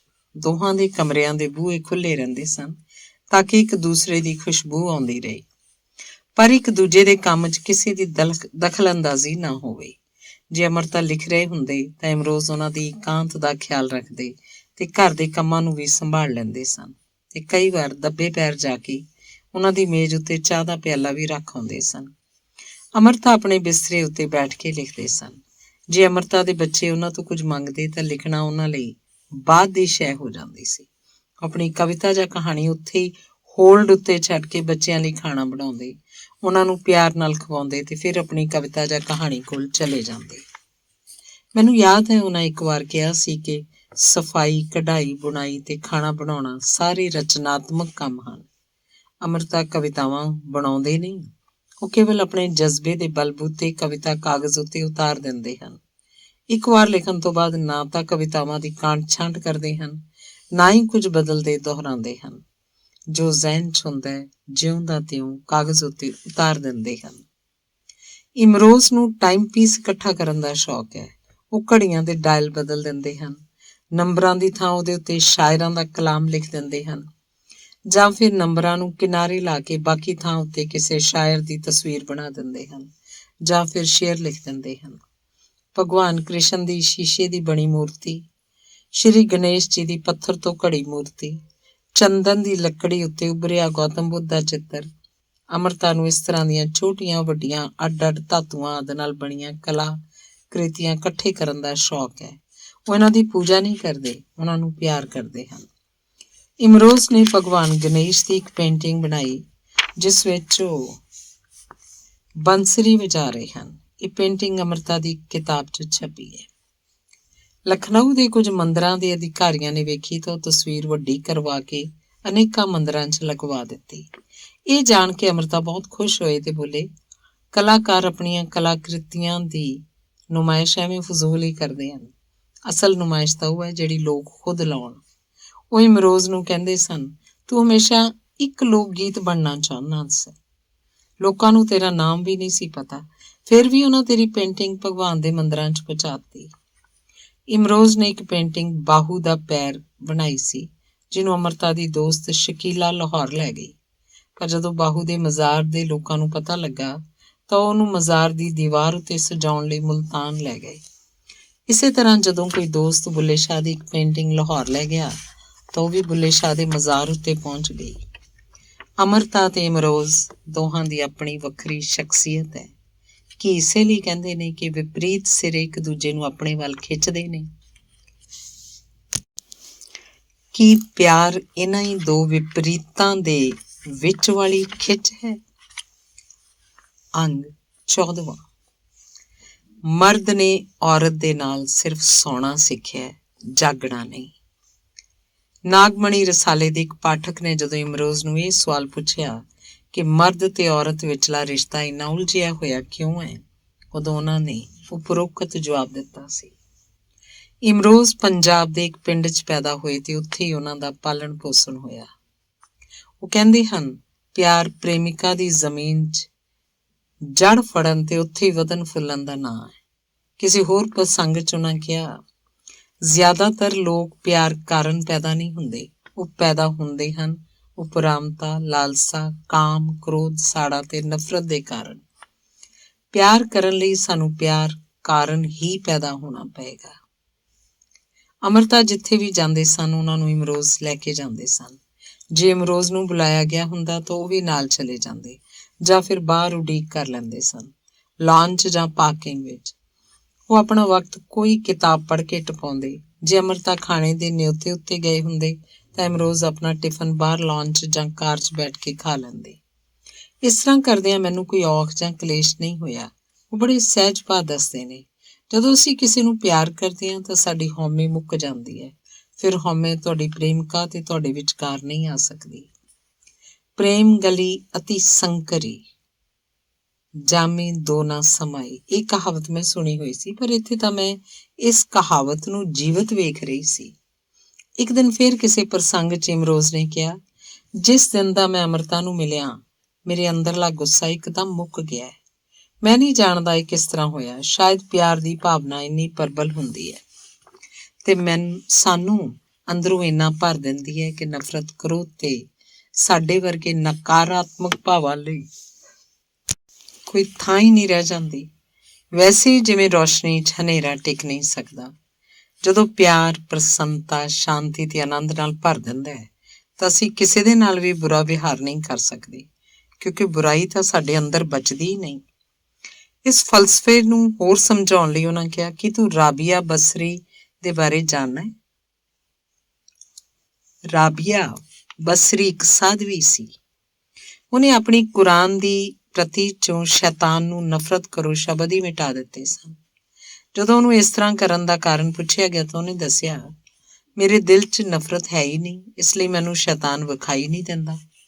ਮਹਾਤਮਾ ਬੁੱਧ ਦੇ ਆਲੇਖ ਪੜ੍ਹਨ ਨਾਲ ਹੀ ਕੋਈ ਬੁੱਧ ਨਹੀਂ ਬਣ ਜਾਂਦਾ ਤੇ ਨਾ ਹੀ ਭਗਵਾਨ ਸ਼੍ਰੀ ਕ੍ਰਿਸ਼ਨ ਦੇ ਅੱਗੇ ਸਿਰ ਝੁਕਾਉਣ ਨਾਲ ਕੋਈ ਭਗਵਾਨ ਸ਼੍ਰੀ ਕ੍ਰਿਸ਼ਨ ਬਣ ਜਾਂਦਾ ਹੈ। ਕੇਵਲ ਝੁਕਣ ਖਾਤਰ ਝੁਕਣ ਨਾਲ ਅਸੀਂ ਹੋਰ ਨੀਵੇਂ ਹੋ ਜਾਂਦੇ ਹਾਂ। ਸਾਨੂੰ ਆਪਣੇ ਅੰਦਰ ਸ਼ੁੱਧ ਬੁੱਧ ਤੇ ਕ੍ਰਿਸ਼ਨ ਨੂੰ ਜਗਾਉਣਾ ਪਏਗਾ। ਜੇ ਉਹ ਜਗ ਪੈਂਦੇ ਹਨ ਤਾਂ ਫਿਰ ਸ਼ੈਤਾਨ ਕਿੱਥੇ ਰਹਿ ਜਾਂਦਾ ਹੈ।